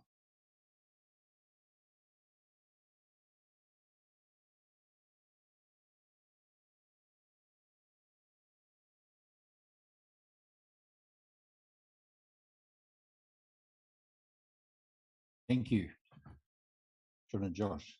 That is fantastic. Very interesting way to kick off. All right, Miles, Cynthia, are you ready? Yeah. All right. I can, like bring the plane in. Signal. Okay. I can't see the live feed, so I don't know what people are seeing or not seeing. Let me know when I'm good. Okay. All right, Alex is 2 thumbs up. What's up, everybody? My name is Miles Bryan. I am co-founder of Sci-fi My My, or as I like to say, the My My part of Sci-fi My My, here with my wife and partner in life, the Sci-Fi, the Cynthia. I am, as I said, the co-founder of this company. I also function as a director of design at a company called Potion here in New York City. We both sort of bounce around a few things. Sci-fi My My is a bit of our company slash pandemic baby project. This is our first child together, so to speak, and yeah, this is something that we've invested quite a lot of time in. We're going to share a series of projects that are both our own, but also projects that we've creative directed or design led at a few of the firms that we've worked with as sort of on a consulting level before. So Cynthia, why don't you say a few words about yourself? Yeah, hello everyone. I'm Cynthia. I'm the sci part of the Sci-fi My My. At the same time, I'm also working closely with Coach. I'm the lead experiential designer and art director at Coach digital team. And we handle a lot of cool projects, which you will also see in this projects and on the this presentation. And with Miles, that we have this passion together, and we are really enthusiastic about the projects that we work together under the Sci-fi My My umbrella, that we bring our different skills together, which you will also see in this presentation. Yes, Miles, back to you. Yeah, one thing I keep bringing up every time I like get into video chats here, but Cynthia and I are married. We got married a little bit through the way of last year, so this is a big thing for us. But we're very gross, and we like to sort of overemphasize this because it's exciting for us, and we're trying to spread some joy for everybody else. So I'm just going to jump right in. I feel like I'm talking fast, and this is probably going to go faster than 25 minutes, but that's fine. So a little bit. Well, let me actually go backwards. A little bit about our company. We started out, like I said, sort of having these experiential and interactive design roles at other companies, and so we founded Sci-fi My My during the pandemic, in sort of the hopes to bring a lot of our expertise working in digital pipelines and on interactive projects from around the world. Cynthia had quite a lot of connections back in China, Shanghai, where she's from, and I had been working in New York for about 8 years already, and sort of had built up enough sort of interactive connectivity with many of my colleagues that we felt like we finally had enough sort of foundation to build out and sort of go off and do our own projects. And so we, through partnerships with a lot of companies, like some that you'll see in this deck, and then a few others that we collaborate with on the side, our whole thing is sort of working on a creative direction level, building out really great interactive projects. So to jump into the first one, a project that we did with local projects when I was working with them. For those who have seen me on panels in years past, you should be familiar with my time there. Local projects brought in a really awesome job for Manchester United, where they were going to build an experience center in Beijing for the Manchester United team and people who showed a lot of interest in China for soccer or European football. That's very much a thing there. And so they, it being such a media heavy project, and my own background focusing a lot in sort of game engine and real-time rendering, a lot of the awesome stuff that Meptik was showing hit right at home with some of the things that I love to do.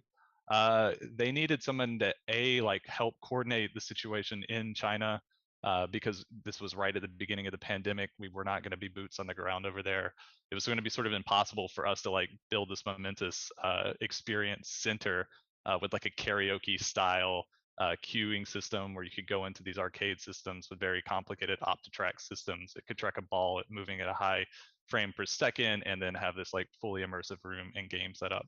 And this is cool in that it is not a temporary installation, but rather it is permanent and built to last. And so whereas many pop-up situations are often taken down and not really built in a way to sustain long-term use, this is a permanent exhibition and gallery, which stems very much from sort of my museum installation background. And so working with Cynthia, we actually contracted a company called Key Factory in China, and they helped us actually go through the installation and build process.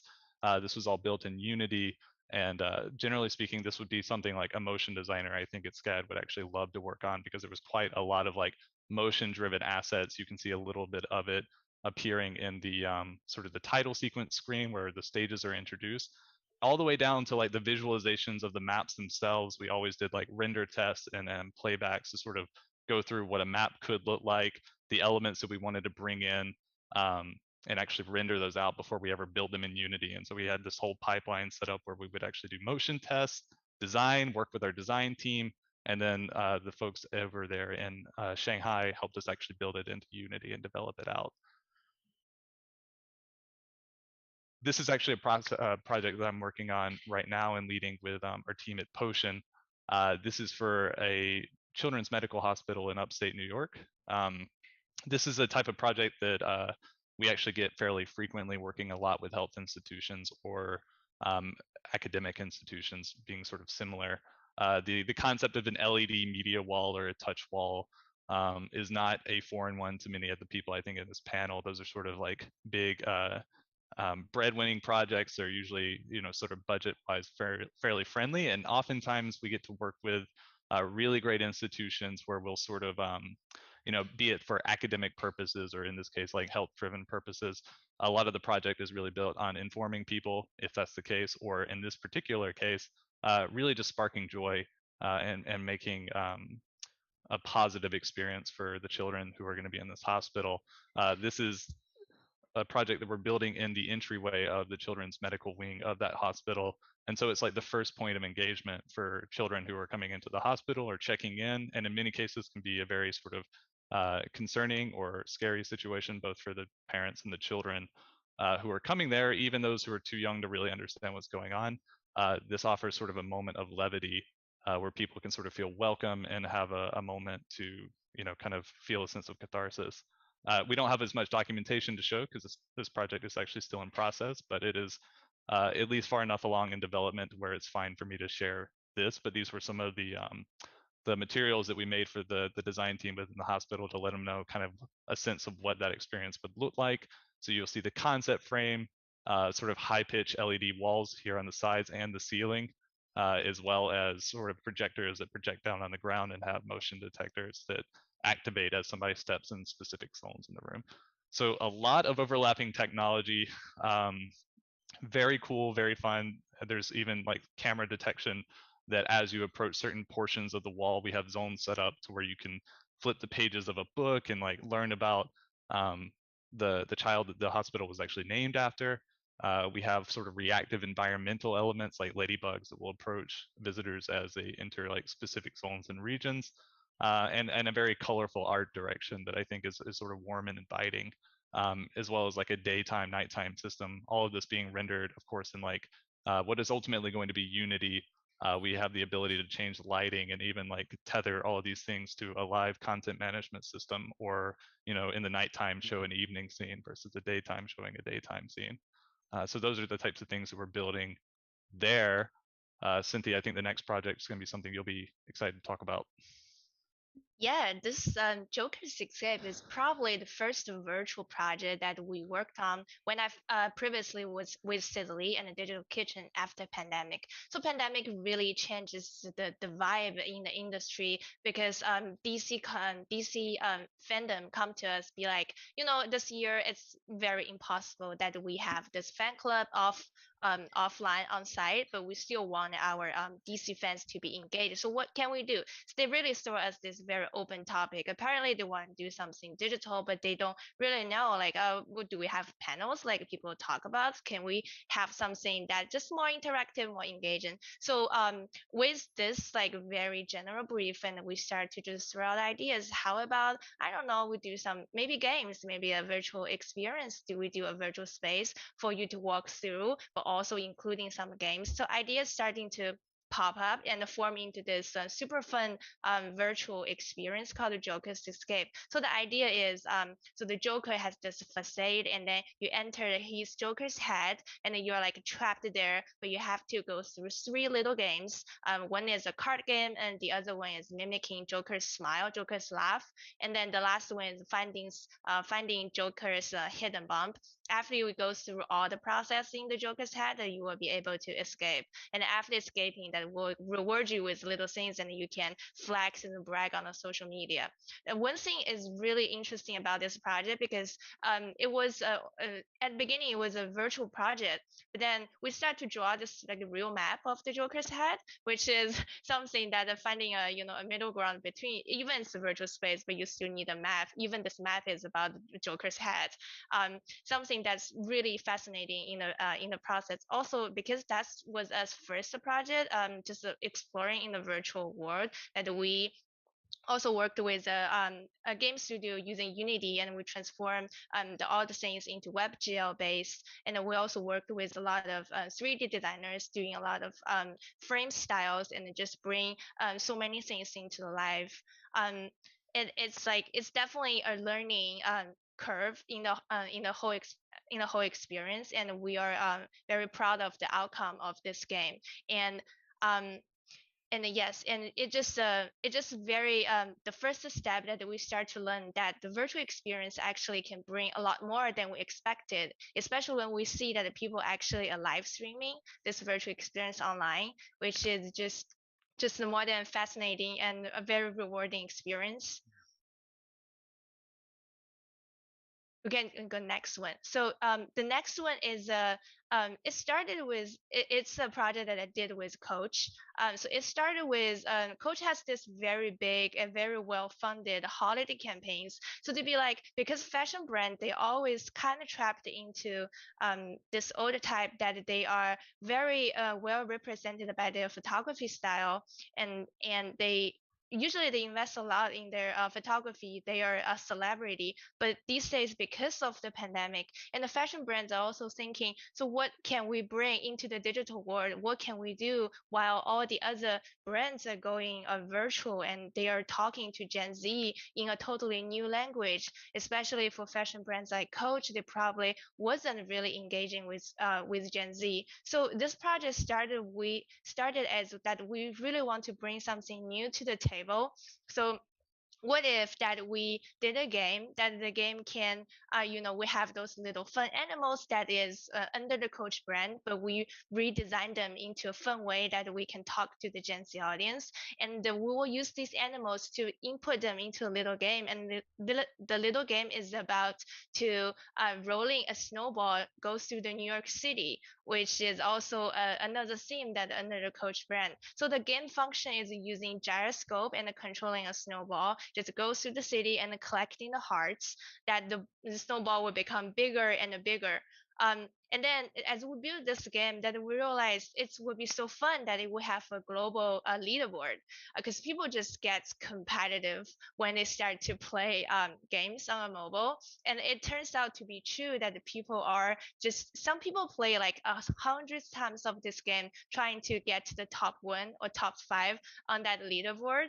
And when this game launches, that Coach realized its animal actually went viral, so we immediately double down to start the process of doing NFT.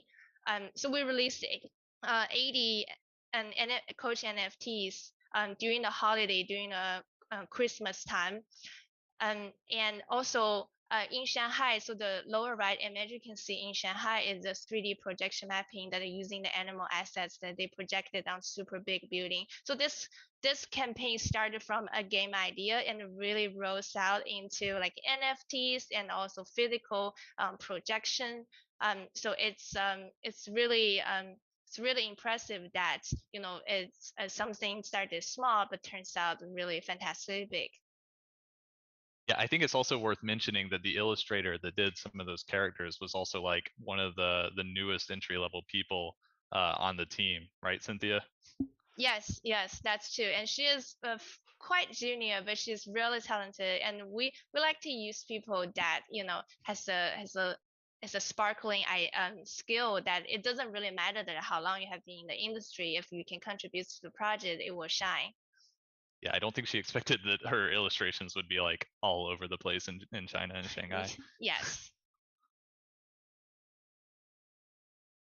And this one is a smaller project that we did for Coach. Is Coach collaboration with Peanuts, and this project is launched in Japan. So originally, it just Coach has a lot of in-store designs.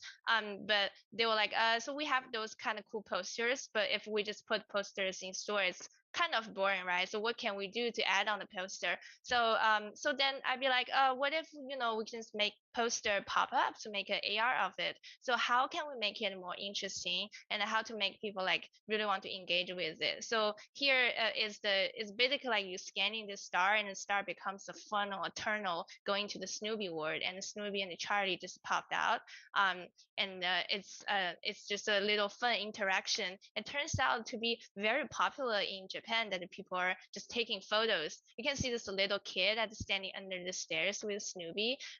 So cute.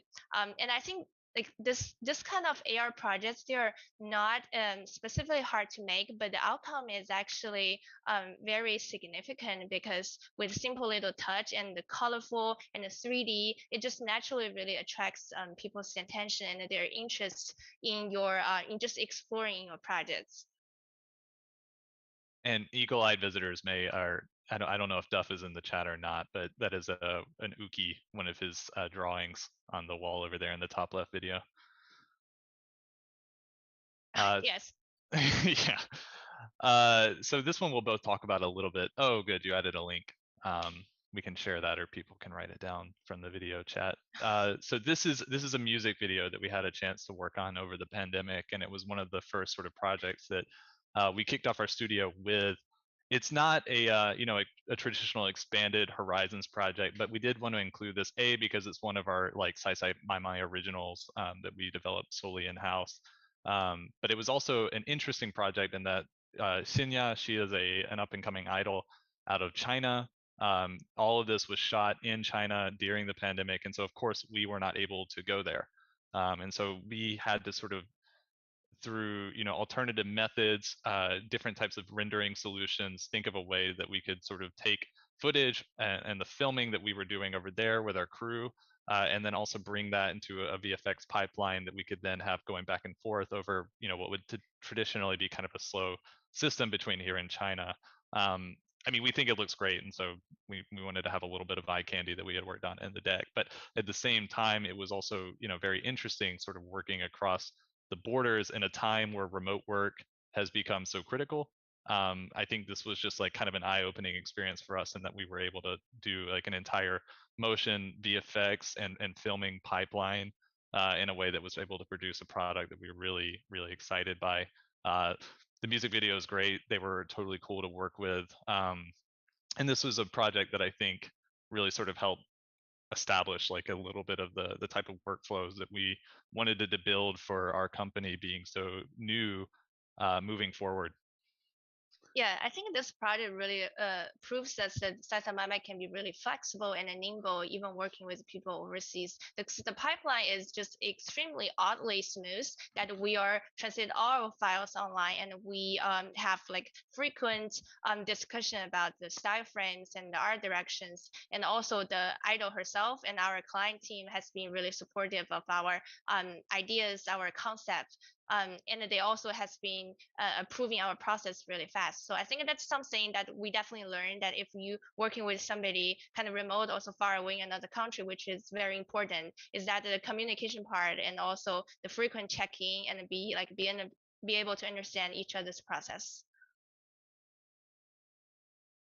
And talking a little bit about the ones that got away, this was a project that we had sort of designed and completed, and we're about to gear up production for, but then the pandemic seemed to be unrelenting and doubled down, and so all holiday plans for this particular mall were sort of put on hold, and actually much of the mall was shut down. So we're hoping to see this one come back this year potentially. So we're still in conversation to try to see if maybe there's a way to bring it back. But one thing that in my own background that I've especially wanted to do within Sci-fi My My is build out more of an experiential installation setup, where we're also focusing a lot more on interactive physical installations in space that sort of go beyond just a digital screen perhaps, and really great motion.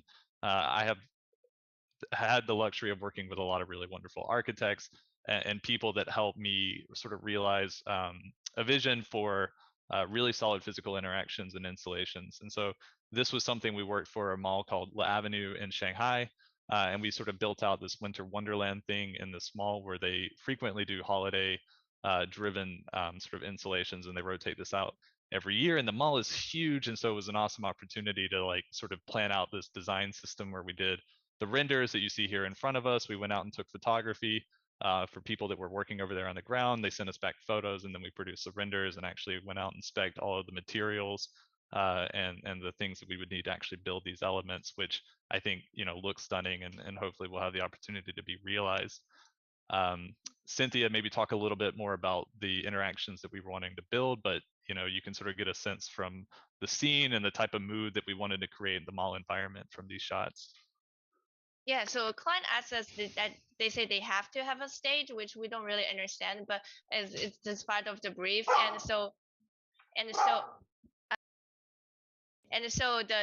we decided to like has this tracking of the footstep. If you work on the stage, you will see like the snowflakes tracking your foot, which will be a really nice detail to add.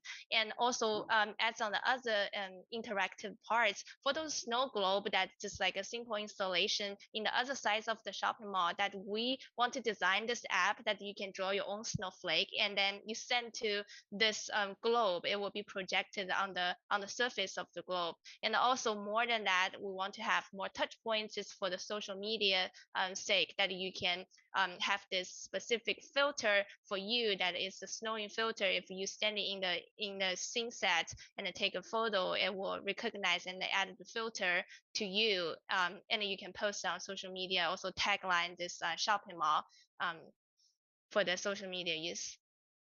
Yeah, I think, it's very much driven by a lot of unexpected moments, things that you could have on your phone. They wanted takeaways. So the app, the digital touch point was very much they wanted things that people could come, have, keep. So using things like QR codes and visual-based activations where people could hold their phone up. It's a convention you see all the time, but it actually, I think when in context with sort of this holiday narrative, it allowed people an opportunity to have like holiday cards or, these really sort of inspirational overlays and footage that they could share with their friends. The fractal-based snowflake editor was really cool. We sort of worked out a system where you didn't have to be an awesome illustrator. Just by using conventional means on your phone, you could make these sort of wonderful like mirrored style snowflakes that using a certain type of film on glass would be easy enough to project onto, and you could get these wonderful sort of repeated patterns of the snowflakes that you designed. Those would go into a queue, and then as you're walking through all these like wonderful snow globes we built, you'd see your own work reproduced back at you.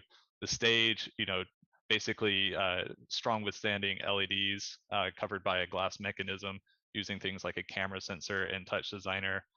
We could just make this really simple sort of particle visualization that had this snow that would follow you around the scene. So of course, like if you were just standing up there goofing off like that kid that we rendered into the scene there, obviously a good time. But this was, I think this is the kind of work that really is culminative of a lot of the skill sets that we have at Sci-fi My My. And so these are the types of projects that we are, both pushing now and sort of fighting for at the moment, but also trying to reach out to in the future, on top of a lot of the UI and UX work that we're sort of doing now to keep the company going. But that is it for us. We really appreciate everybody's time, and it's always a pleasure to come back and speak. And I really appreciate you having us.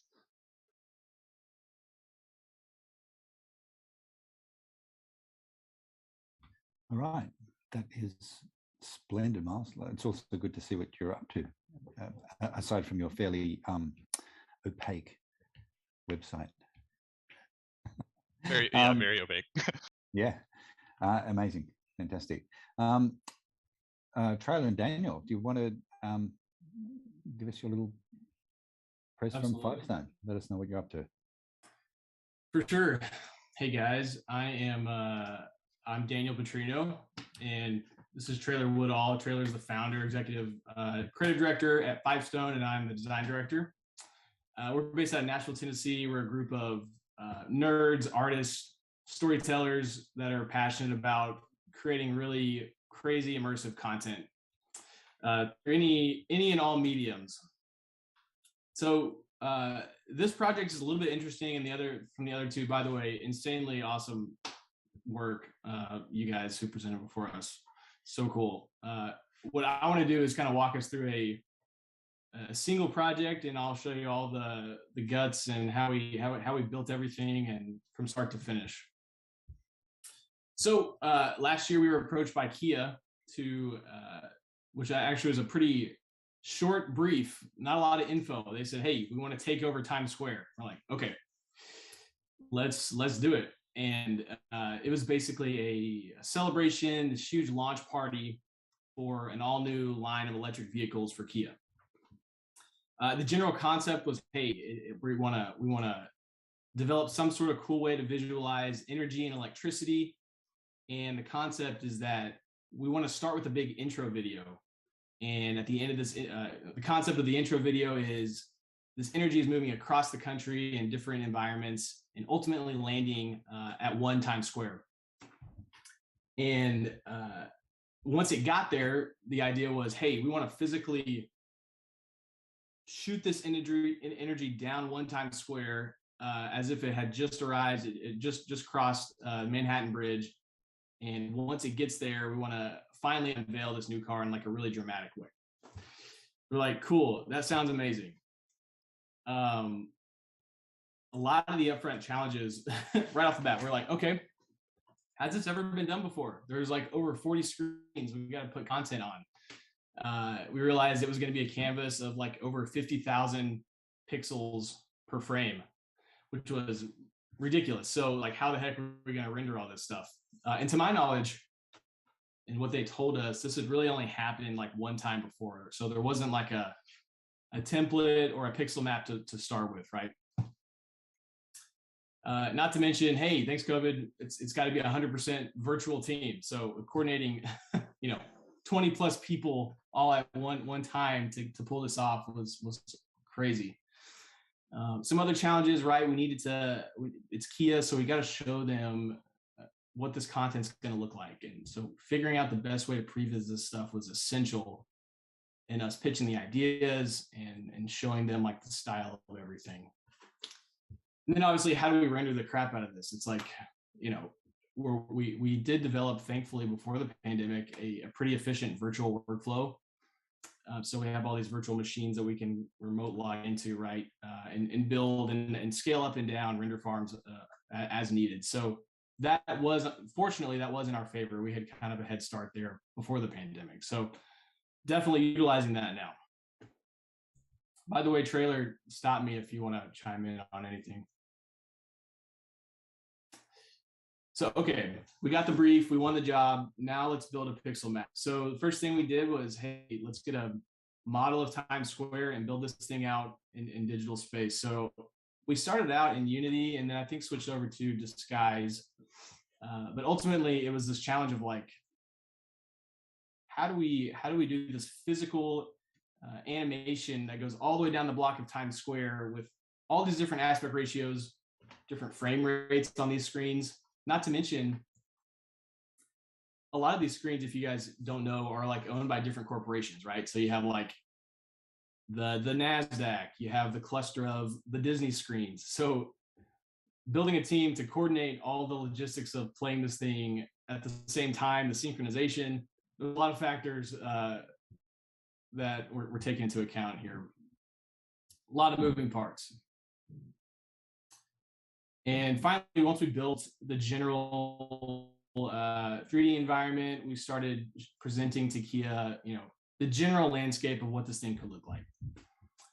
The big kahuna, which is this big guy right here, was a lot of fun. I mean, that thing's like it's 4K on this side, and I think I don't know, I forget the resolution over here, but that was a massive screen to render.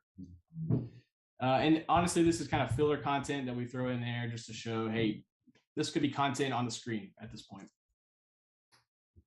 Some funky screen aspect ratios, right? So this is like a ticker style, and the resolution on these guys are actually like only like 100 pixels tall. So this is making it look a lot better than probably what it looked like in real life. But so that's a challenge. Like, how do you still convey the same? How do you keep the content consistent across different pixel pitches and different distances and that sort of, and crazy curving LED tickers?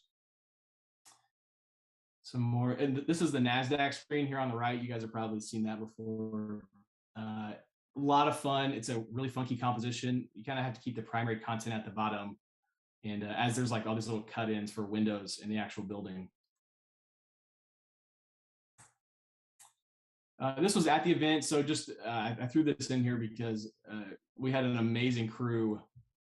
In real time, we were running the show in like actual 3D environment too. So they had a pretty, it was a pretty cool setup the way we did it.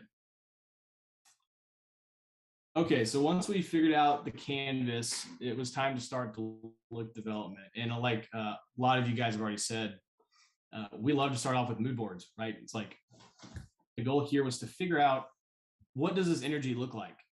Is it particle based? Is it more like Tron, streaky? Is it more natural, like electricity? So it was like all these different styles, and it's the classic, like Kia didn't really have a clue, and it was one of those things where we had to kind of guide them in a direction without them really telling us what they wanted, without pulling any reference. It was like definitely important that we nail this effect that can be procedural. We can use it across any different angles and stuff. But yeah, I drew a lot of inspiration on this kind of idea. Streaky text, that's always fun. Cool gradient color palettes, that kind of thing. Okay, so once we kind of figured out the general mood board, they're like, great, run with it. Okay, now we do style frames. So what I love to tell our team is, hey, throw tons of ideas out there, the bad, the good, everything, because at this point we're trying to, a lot of times we riff on each other. It's like, oh crap, this is really cool, but actually it's missing kind of the particle action, or this is a cool color palette, but it's not happy enough. So it's like, we love to get a lot of bad ideas out of the way early on. And as you can see, this is some fun look development. So we're like, well, is it more like spline based, this energy effect? Is it particle based? The other challenge here was we didn't have the model. They wouldn't let us see the car. So we were like, at that, we eventually did get to see the car, but before the event, and then that was fine. But early on, for like the first couple of weeks, we were like, well, what do we do? Maybe we have to design this thing in a way where you don't see the car, and we just suggest like the profile and the gesture of the car lines. So that was a fun challenge. You can see some of the least successful initial stuff, and it's starting to take shape here. Ultimately, we kind of went in this direction where it was a little bit more painterly and streaky. And we really tried to keep the car in shadow because, again, we didn't know. We were trying to be flexible enough to say if this thing, plug in any kind of car here to make it work, and hopefully it could work. So trying to keep the car in shadow for the most part. This is a little look into how we like to do storyboards. This is a pretty typical storyboard for us. So this intro video, again, was this idea that the energy was going to be shooting across the country from the mountains to the forest, over into the rural plains, and then over into New York. And we like to convey accurate compositions because that saves us time in the once we move into the actual development in terms of like composition, the action that's going in there. Sometimes it's less specific. We just say like transition to trees because we don't know what we're going to transition to, so that keeps it open, client facing. Okay, so once we got the boards approved, then it was like, all right, let's do some style frames for this actual intro video. So we're going to start in the mountains, big lightning bolt hits. And then again, kind of showing like we could do close-ups of the car. Does the energy light up the headlights and the taillights? So there's cool close-ups. Keeping the variety of camera shots, I think, was important too. Going through the forest. Shout out to Polar Express. I think we got a lot of inspiration from that train scene through the forest here. Yeah, just some cool, trying to convey the idea of what they're asking for without like 100% polishing a thing. And then even better, if you can start in After Effects and they like the way this looks, then you've gotten a third of the way there. And now it's all procedural, and you can start animating really quickly. So we try to do that here for the most part. All right, so what I want to do, I'll play this video. We made a recap video, kind of showing previs and just a sizzle of the general show.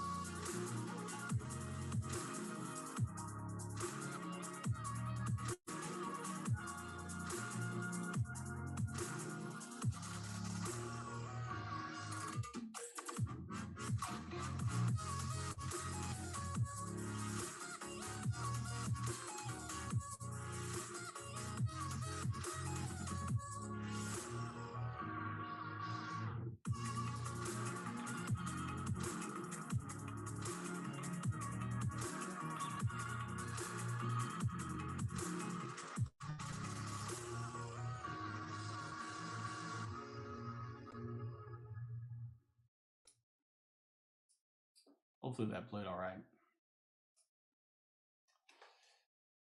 So yeah, it was a big success. We were so excited. They had a keynote speech after they unveiled the car. Here's some shots of the actual event. So yeah, it was a team of like 20 plus people on the content side. And we actually had there was another show look that was more like a daytime scene where we did some cool CG time lapses of clouds and stuff.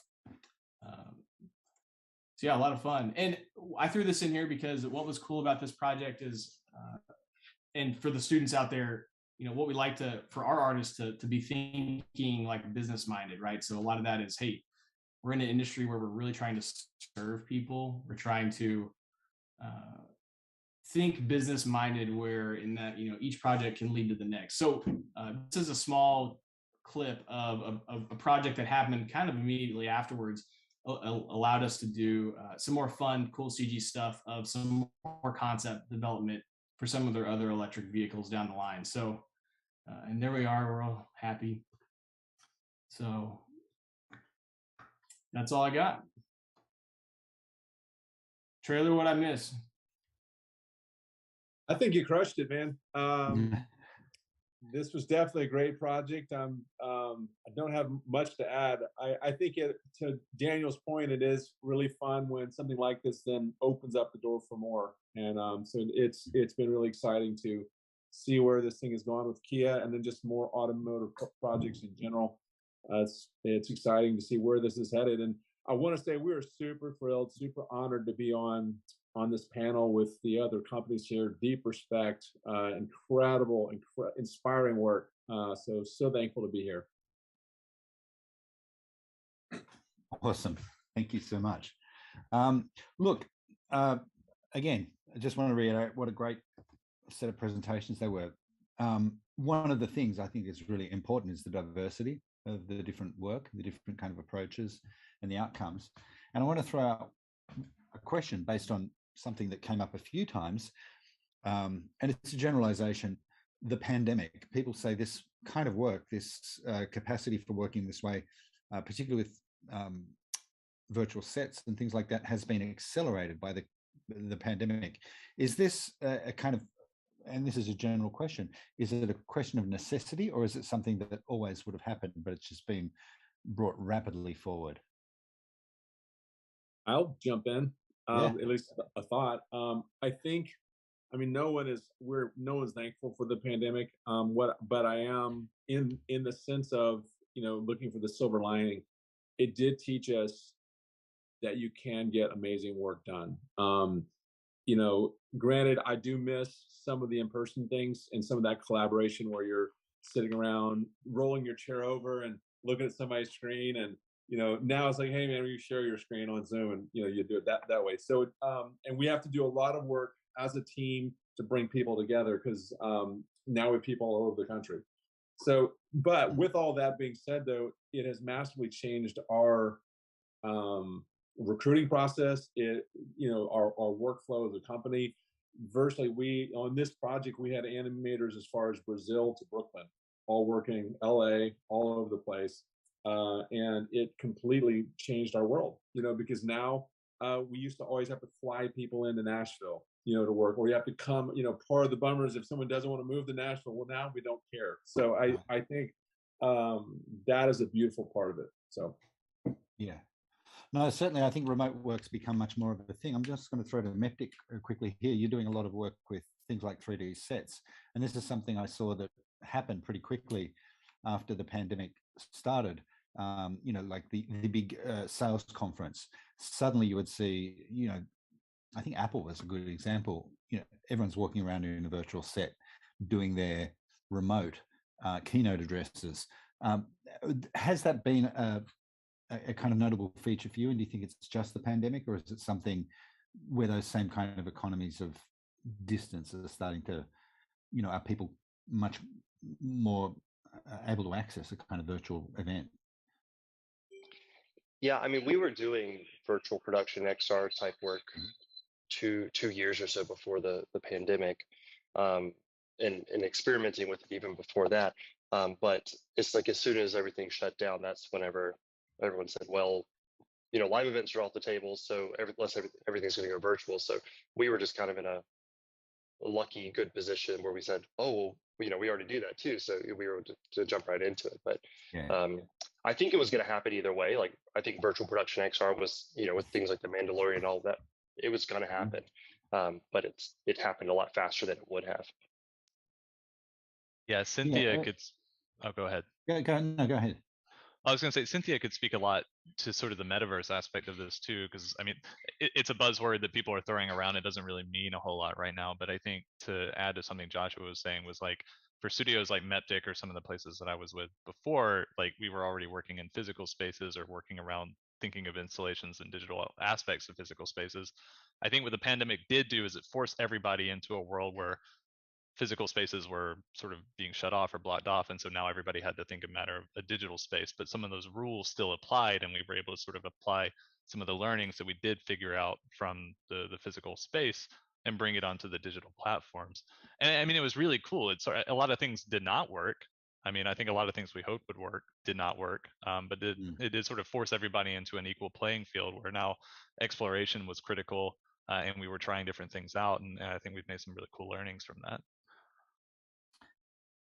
I mean, what strikes me about all of this work is kind of a dissolution of that set screen space and the set ways of working. I think this is, again, a general question for the panel, but we saw maybe a dozen different technologies spoken about at different points, everything from camera tracking to, you know, Unreal and Unity, to, you know, WebGL, Touch Designer.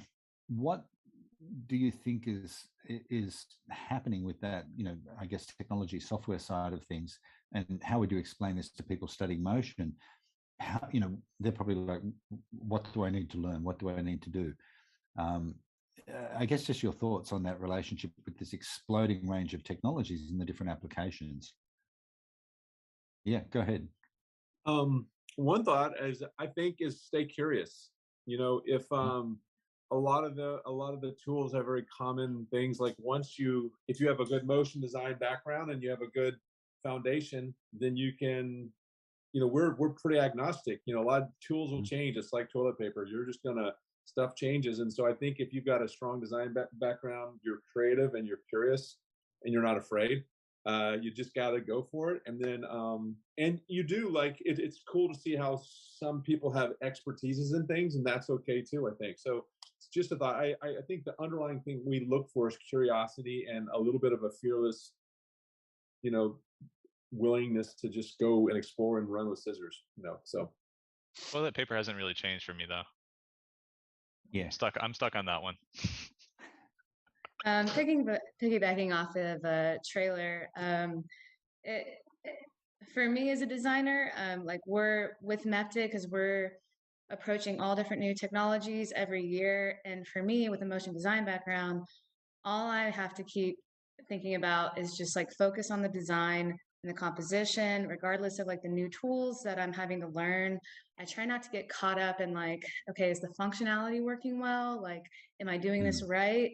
I always have to keep falling back on like, does it look good? And that's kind of the end goal, really. And then Josh will be the one that comes in and he makes it right. He makes the function work. So just to follow up on that, with your Emily's music video, and you've got that extensive use of an XR stage, you've got foreground elements which are kind of integrated into the whole piece. Can you talk a little bit more about your sort of visualization process to kind of integrate that idea of this is what we want it to be, and going through that process of visualizing it for the final result? Yeah, so like I was mentioning when we were presenting earlier, we always have to figure out like what our composition is going to look like first. Where's the camera going to live? Where's the wall going to be that we're projecting content onto? And where will the talent be? And that is like, it's kind of like our like sacred proportion, you know, like, so the wall's definitely not going to move because it's so heavy. The talent can move. So we figure out what's the best place for the talent to stand in the area, and where can the camera live? And then from that, we kind of lock it off and we say, okay, this is our composition, and we give ourselves, you know, room to move the camera around. And we do all that in the Unreal Engine or in Maya or something like that, so that we can then start kind of like blocking out the scene. And we block out like a really rough composition of, you know, where a tree is going to be, where a bush is going to be, where the log is going to be, things like that. And from there, we can take those camera tests and just iterate on that and continue to develop it until we get to the final piece. But the beauty about XR is once you get to the final piece, if you did all your math right in the beginning, once you look through the camera, you get that exact same composition that you planned on in the beginning of the process. So two follow-ups, one at the production phase and one at the pre-production phase. Is it important to match lenses and things like that to have an idea about what frame camera you're using, what sort of lens? How do you figure that out in the pre-visualization process? And should people be thinking a little bit more about, you know, camera lenses and things as part of their?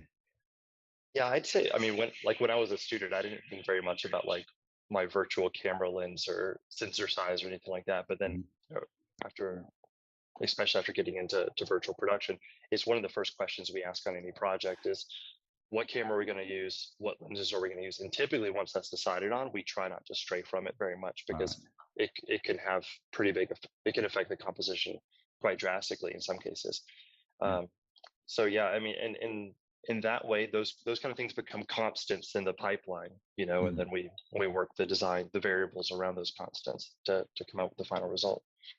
Yeah, that makes a lot of sense, because you've got, obviously, that's a process-based development. But going back to the beginning of this process, how important is it to just do traditional style frames, just to kind of get things out there, to get clients on board and to get some sort of consensus? You know, Fivestone brought that up, but with things like the music video, do you go through that typical ideation process and bringing clients on board with style frames?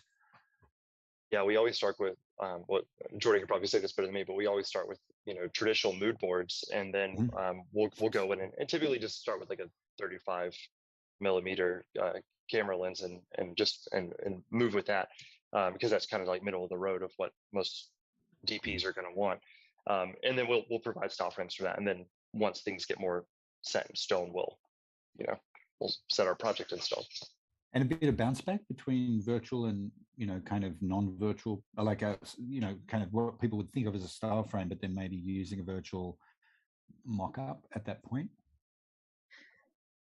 Well, I was going to say, there's actually a bit of a challenge sometimes with our customers, because our clients more so, is that we will mock up some of a style frame, but we're not going to dive like so many hours into making it look good until they kind of approve those style frames. But there's this challenge of like trying to let them know, hey, this isn't really what it's going to look like. It's going to be much better than this, but we're trying to give you an idea. Look at the mood board, here's a style frame. So that's the challenge that we're kind of facing, is getting our clients on board with like the vision that we see and what we plan to do, but what we're presenting at the time. I think anyone can find that it's not particularly a new chestnut. Everyone's constantly dealing with that idea of like, is this what it's going to look like? It's like, well, no, but you know, you said. I think it's fascinating that some of those same constraints that have been with motion for a long time are still a kind of an issue here. I'm going to throw it quickly to Fivestone, because I found it interesting that you were looking at this kind of integrated environment and figuring out how to get things to move in that. There's a couple of things, in a sense, you could say that this is like a screen in a space, or like you kind of treated the screens like a window to an encompassing space. Is that fair to say? I think it's fair to say, definitely in the way we as the motion designers tried to animate in After Effects, we tried to make it really a tangible canvas that was like, okay, this thing moves from this point to this point, so let's actually see what that looks like to scale, on a small scale. But that was another challenge, was like, well, if the pixel pitches are different, and everybody knows, like, if you're animating in After Effects in your little 1080 window, then the canvas all of a sudden becomes 60 feet. That little incremental move is actually like, moving feet at a time, feet per frame. So there's all this calibration that has to happen, but ultimately we try to make it as seamless and like tangible on the front end, so that there's no surprises on the back end. Yeah, and you also go ahead. Yeah, I was just saying, it is one of those things. A lot of times projection mapping, you want to like almost fool people that they're looking into some world, but a lot of times, what's challenging in Times Square is you can't control point of view. I mean, we have people 6 blocks just all over the place, and it was right as things were kind of coming out for the moment in COVID. Times Square was picking up speed a lot. There was a lot of people, so people are watching these things. So it really just, you try to have a cohesive story. You have to give up a little bit on the fool the eye, trompe l'oeil kind of, like you're looking into some world, but we try to tell an amazing story that just knocks you on the floor, as best you can, given all the different perspectives. I think one of the other things too is that, I mean, I know that the Times Square Association, or the group that manages, the sort of umbrella group that manages all the different vendors, I guess you'd call them, they do some integrations with the Midnight Minute. They turn it over to artists and use the whole environment. But how difficult is it to get that much screen integration and just work with all the different vendors and get them networked together and all that sort of stuff? We had one person that's all they did. They had to coordinate, and this was all done manually. It was set on like the Apple clock, I think. And it was literally like, go. And so that was I was gonna say, all the screens don't talk to each other either. So like the corporations of clusters of screens did, but American Eagle talking to NASDAQ didn't happen. So yeah, there was a queuing that had to happen manually. There was no common server for all of this. So everything had to be delivered. We had several tests where we all flew into New York to, they booked an hour, which was like bajillions of dollars to just book an hour of Times Square. But then we would run tests, and then we had a bunch of people filming to look at stuff and see, this is what it looked like in disguise. Oh my God, that's what it looks like in real life. And, the other thing you also found out is, the different screens. Like there was one where, I mean, it was such an old screen, it was a big one, and it was green. What do you do? And then the client, is saying, can't you correct the color? Like, no, we can't, we can't go down that far trying to color correct then content for varying ages of screen. But yeah, some of the fun. That's a lot. So really, it's not simple. What would you say is the proportion of having to figure that out versus production? Well, we had 20 people making this stuff, and then there was a team we had probably 3 or 4 producers, and then we had one producer that's all they did was coordinate and wrangle with all the different screen providers, because they also had different dates. Like some of them had to have content a week before for some odd reason. And so there was a nightmare of trying to get content in at the right time to meet everyone's different deadlines. And Okay. In fact, one time Nissan had to call someone very high. I'm sorry, Kia had to call a very high person at Disney because Disney was being difficult, and they were asking for like some inordinate amount of time that we couldn't meet. And they were we just won't play your stuff. And so they had to have some very high level conversations to get that window moved. Right. So I guess, Disney as a corporation that relies on advertising across a number of platforms has an open ear to Kia at some point, as someone who spends money on that stuff. Yeah. Outside this example. Quick question for Sci-fi My My. With the things like, you showed some fascinating integrations, and we'll start with the Manchester project as a kind of museum. How much does that firstly mirror a kind of museum-based practice, and how do you go from ideating that with the client into the actual development process of starting the production and starting that becoming a reality? So that project was a kind of an outlier in the sense. I mean, because we were working with an institution called Harvs, who was they're kind of like one of the major representatives of Manchester United within sort of the Beijing, China region. And so they as sort of a larger conglomerate had a lot more control over kind of just telling us what we were going to make for them rather than us telling them what we would like to make for them. Sure. And so that, they had all the power, they had all the reins to pull, and they were going to be the ones that would facilitate this existing in China in the first place. And of course, there's some like bureaucratic, legal holes to sort of jump through there as well. But I think the process itself, once we got into the creative, was fairly standard. I think the first thing we would generally try to do would be to identify the space that we're going to work within to begin with, and try to figure out what access it will have to things like establishing a server rack. What kind of hardware are we going to need to produce this thing to begin with, and that being one of the first games that we had really worked on, at least at that capacity, for something that would ultimately become a permanent installation.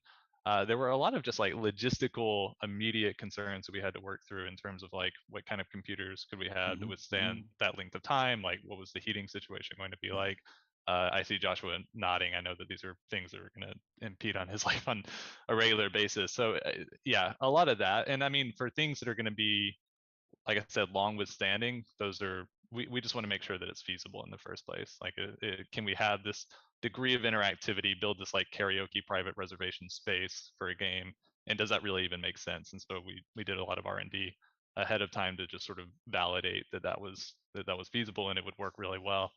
And then from there, it was like I think the timeline was somewhere between like 6 to 9 months from start to finish. This was a longer format project. We did work with a lot of separate vendors that kind of, we art directed, of course, like the game itself, but the Unity task was going to be a lot more involved than some of the work that we had normally done. And so we did work with a couple like game design studios that effectively help us like kind of refine and make sure that the code was savvy to withstand like a lot of our CMS integrations and content management integrations and the reservation system that we were going to build for that to work. I'm getting a little bit lost. What's the question again? No, look, let me, this is something that came up for me thinking about the projects and looking at them. The Snowlights and that project, the Manchester one, they're complex projects with lots of moving parts. And, you've got things like building a phone-based system where you can make a snowflake, sending that to, I guess, a projection system to be on the dome, all those kind of different things. How do you work with the documentation process? Because I think this is, it's good for the students to hear this. How important is the documentation process, and also how adaptable is that framework as you move forward? Well, so for things like the avenue in the mall, I would say, I mean, documentation is like critical overall. I mean, nothing's going to work unless you're just like making sure that all of your different worlds are communicating. I think Trailer demonstrated a really great example of what manual human like documentation and communication looks like. Computers tend to fail more than people do on many levels, and so I think understanding like the tools that we're going to work with, the web system, via WordPress or whatever for the content management system versus the APIs that we're integrating. Those things, like a single update can throw the whole thing out of whack. So like we have very different systems for, is something going to be there permanently versus there over a short term. With short term, like a month-long engagement, you can kind of get away with a little bit fast and loose, skirting by a couple rules. Anything permanent or going on for like a year plus, like a single update to Unity, for instance, can throw the whole thing out of whack. So like we have systems for kind of like locking in that into place, and those are, from a documentation level, those are things that we deploy like right off the bat. So even before creative like kind of gets into deep, we usually have a pretty strict pipeline in place to make sure that like any of these things can withstand the amount of time that we're planning for. Yeah, just as speaking as a designer, as a concept creative person, that it's very good to have like people like Miles on the team because they're always trying to create a frame to restrict us. But I also think as a designer that for just like in the face of creating concepts, that we should always be bold of pushing the limits, that we should just throw out ideas, of course with some understanding of the technology and the possibilities. But I feel like through all those projects I've been working with, the crazier you at the beginning you start with, and it's actually the more fabulous the project's gonna be because you will reach to a threshold that you will have a person coming and say like, no, we just can't do this because there's certain limits, but you kind of pivot around it and you try to keep as much as the kind of the fancy part of the things. And I think it's also very important that although we understand there's limits of technology to every extent, but it's also important to keep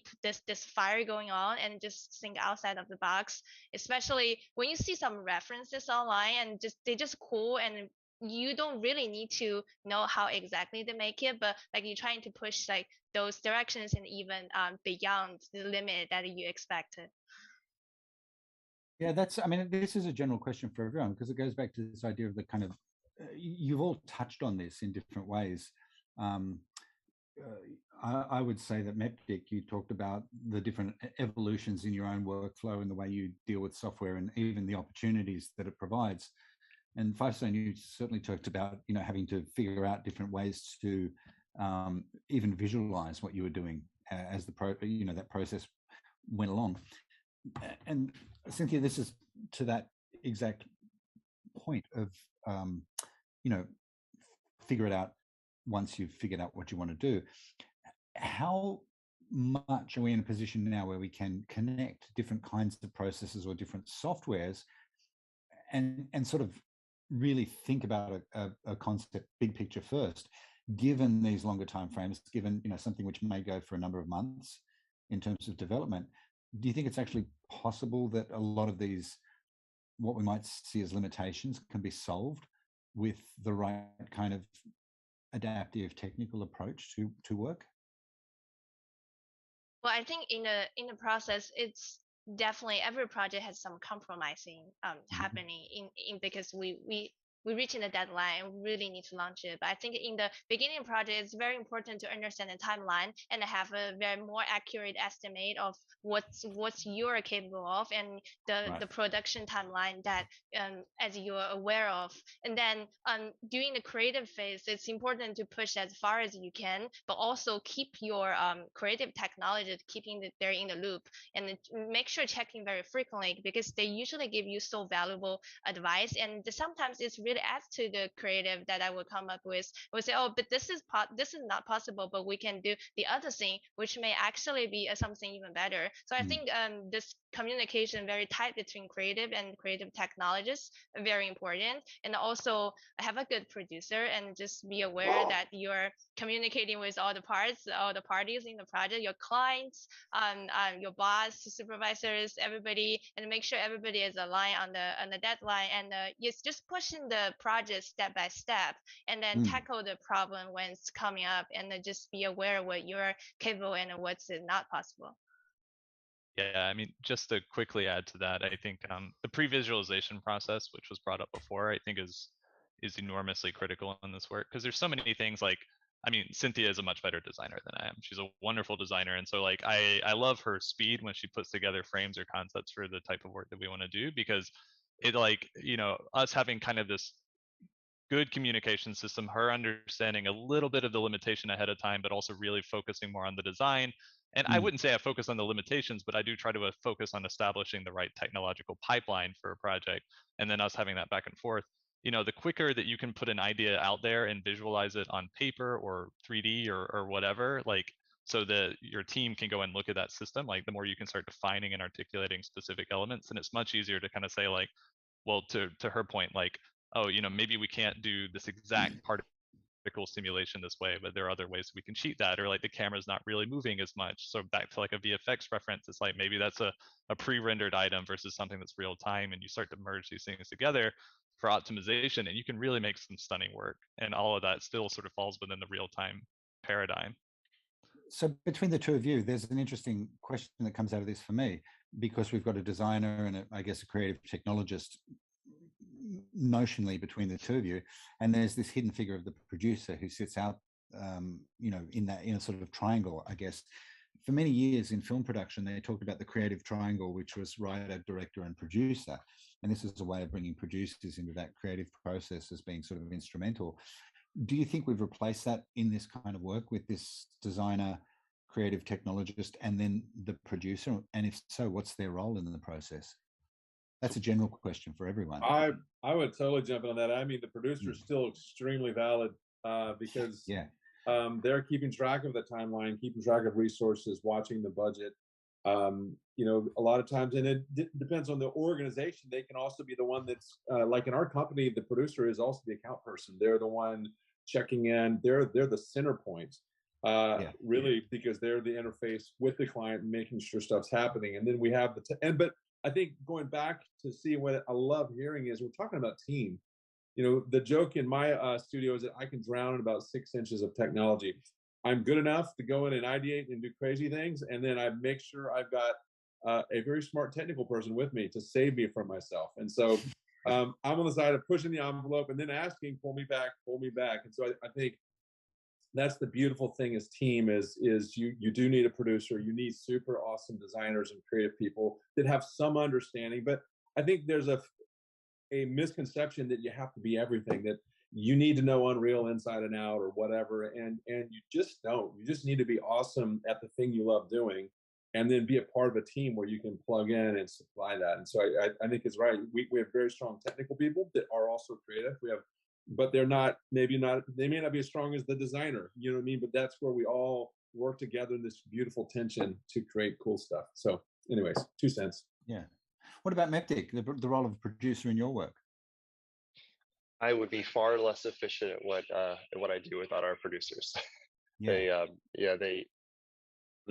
role of producers is extremely important. I mean, could I put the two of you together with a producer and say that's the kind of spearhead of a project? Would that be fair to say? With us, I'd say there would actually be one more. We one part of it, and that's the person who's actually on site managing all the technical side, like the physical hardware. So like on our team, like Jordan handles more of the creative and like what is it going to look like. And then we have another side, a technical side, that's like setting up the cameras and our camera tracking and calibrations and making sure our studio works. And then I kind of live a little bit in the middle to like make sure that that all those things are happening. And the producer keeps us all in line. Interesting. Yeah. So you're kind of splitting that creative technologist role across maybe 2 roles. Yeah, I think in our case we are. Yeah. So we had a question. Sorry, Miles, go on.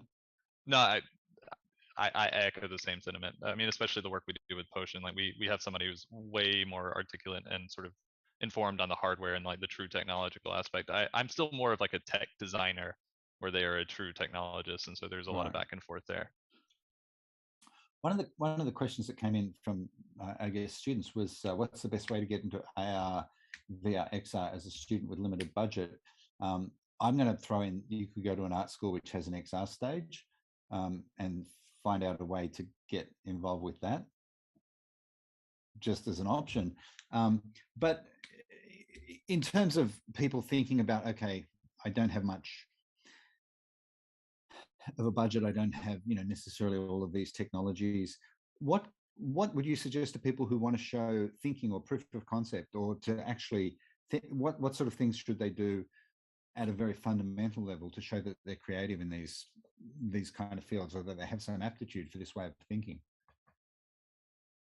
I would say VR is a really good option to start with. I mean, it's a little bit expensive, but it's fairly cheap, especially compared to something like XR. But in VR, you could build an XR stage, and you could set cameras, and you could test that. AR, you need your phone, and there's lots of free applications. So I think really it's kind of just getting in there and doing it. But with real-time tools like Unreal or Unity or Notch or something like that, like you can build out previous tools, and there's so many tutorials online to teach people how to do those kinds of things. Yeah, for sure. Yeah, I was going to add to that. I think like Unreal is super accessible, and just the fact if you can create beautiful stuff in Unreal, that you lend immediate value to any team that's doing AR, VR, XR, because that's a pretty foundational tool, or Unity as well. Any one of those are very accessible, I think, for students to get into, and then start showing off that you can make beautiful worlds there. Yeah. Yeah. And just for students thinking of that, we've had people in senior project who've made games, who've done VR experiences, different things in Unreal, and they're like, I don't know how to do this. It's like, yeah, but you know all the things that are adjacent to that. So I think part of it is, I think for students, just showing you've got a little bit of bottle and that you want to do it, you know, to kind of mock something up. I remember when Chrissy Ekman, one of our recent grads, did her AR greeting cards. She said, I don't know anything about technology. And I said, don't worry, just figure out what you want to do and we'll match. And she, you know, she did very successfully, made these greeting cards which animated when you put a phone over the top of them. But in some ways, I guess from the panel, is the tech easier than we think? Or is it, you know, Josh, this might go to your point, is it kind of more accessible than we maybe imagine, that it's not so remote? Yeah. I mean, I could say in my experience of learning any of these, I went to SCAD for visual effects. So I didn't learn Unreal until 6 years ago or something like that. But at first it was like a black box. And I'm looking at it, I'm like, what are these blueprints? What are these node graphs? You know, like scene optimization, what's that? You know, in visual effects, our meshes where like you couldn't even see through the wireframe sometimes, you know, and so those were the things that I had to learn, you know, how do materials work in real time. But like there's some like just fundamental principles, but after getting past that, it's really just learning UI, because it's still the same thing. You're putting a 3D object in a 3D scene, sticking a light on it, putting a camera on it, and instead of pressing render, you just get instant results. So I think there is some intimidation that comes into it. And I would say to get past that, go into new technologies with a spirit of like research and like just exploration and play first. Learn it and like, you know, get comfortable with it, and then do something a little bit more serious with it. Yeah, I can feel a little bit of kinship with Joshua and what he was saying, because I think first off, it's really weird for a motion designer or an animator to say they don't know technology, because I'm like, you work in After Effects and all these other tools. These are very technical by like a relative standard tools in the first place, I would say. But like, I was a motion design student at SCAD, not a VFX student, but I sort of deployed a lot of like interest in VFX, and I took several courses that got me into like Nuke and Houdini, for instance, which are like, you know, a bit maybe more complicated, like I would say a higher barrier of entry. But back to like what Joshua was saying about that sort of creative play mindset, I never really knew what I was doing. I didn't know those tools when I first started using them, but I knew they made really interesting things. I knew they had kind of a different workflow. They were more procedural and less linear in nature. And so they helped me just like get something weird in my head out on a screen. And I didn't really know what that was at the time, but then just by nature of play, like I sort of explored and learned. And then, you know, interesting, like there's like a very direct path from Houdini into Touch Designer being like from ultimately the same spin-off team. Yeah, I mean, it branched off and became its own thing, and then leads to Notch, and then leads to like Disguise and all these other tools that are very prominent. Once you kind of like get this idea of working with these types of tool sets, a lot of them translate across. And I think, you know, one lower barrier of entry I would recommend for anybody, Blender on the free side, Cinema 4D on the paid side, like a good 3D spatial understanding is really great. And I think, you know, the fact that those tools are shader based, a little bit more technical in nature, they're great ways to kind of get exposed to more sort of like technology, if you will, like tools, but then also helping you understand spatial visualization and building out these types of worlds and frameworks. So yeah, for the audience, Miles, when he was at college, would, you know, film the back alleys of Savannah and put like these oscillating kind of shapes. Oh, you remember that, huh? Yeah, of course. But you know, it was like I put this blob in the middle of the shape, in the middle of the space. But that works, and it's a way of thinking through things. How important is it for students to do what I will call dirty projects, like just like creative mashups, things which aren't, because you're all showing this stuff and students like, okay, there's a big gap between me being a student and all these people who do this for a living all the time in large teams. Gosh, I'm not doing that. So how important is for students to do things which are kind of maybe a little cruder, but more experimental at their level? And this is for everyone in the panel. Yeah, I mean, I still spend plenty of time just bored afternoon or something like that where I'll open up Notch is my like the program that I go in just to play most of the time, but and I'll make something, and most things, most of what I make, no one will ever see. It's on a hard drive somewhere.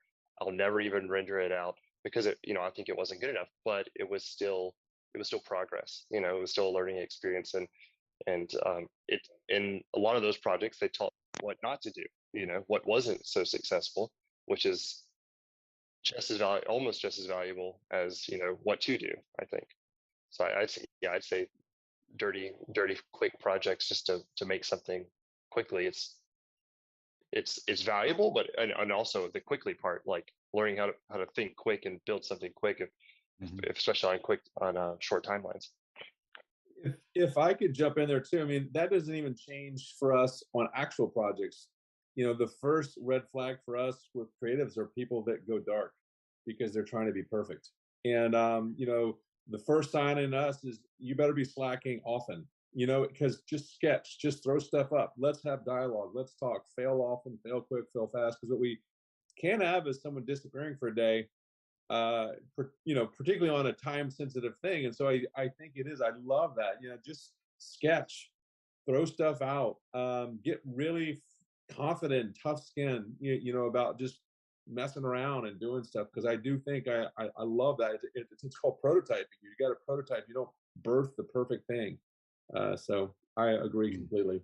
Yeah, just adds on that because I did so many dirty projects. I was a graphic designer at the beginning, and I tried to learn Cinema 4D, but my skill in Cinema 4D at that time wasn't like super great. But I wanted to do experimental work, just be experiential. But like my brain is not encrypted by coding or anything. I'm a designer, so I'm like, how can I express it? I don't know any coding, so I just start to fake the things that I think I use like motion tools, 3D, because I fake this final effect. I think it could be working. It could look cool, but it's just a video, and you can't really control it. But that's like an idea and a concept. And then one day I was reached out by my previous mentor, and he's like, "Oh, I think you have a sense to do experiential work. You want to join my team and design this game?" So it's how that happened. Yeah.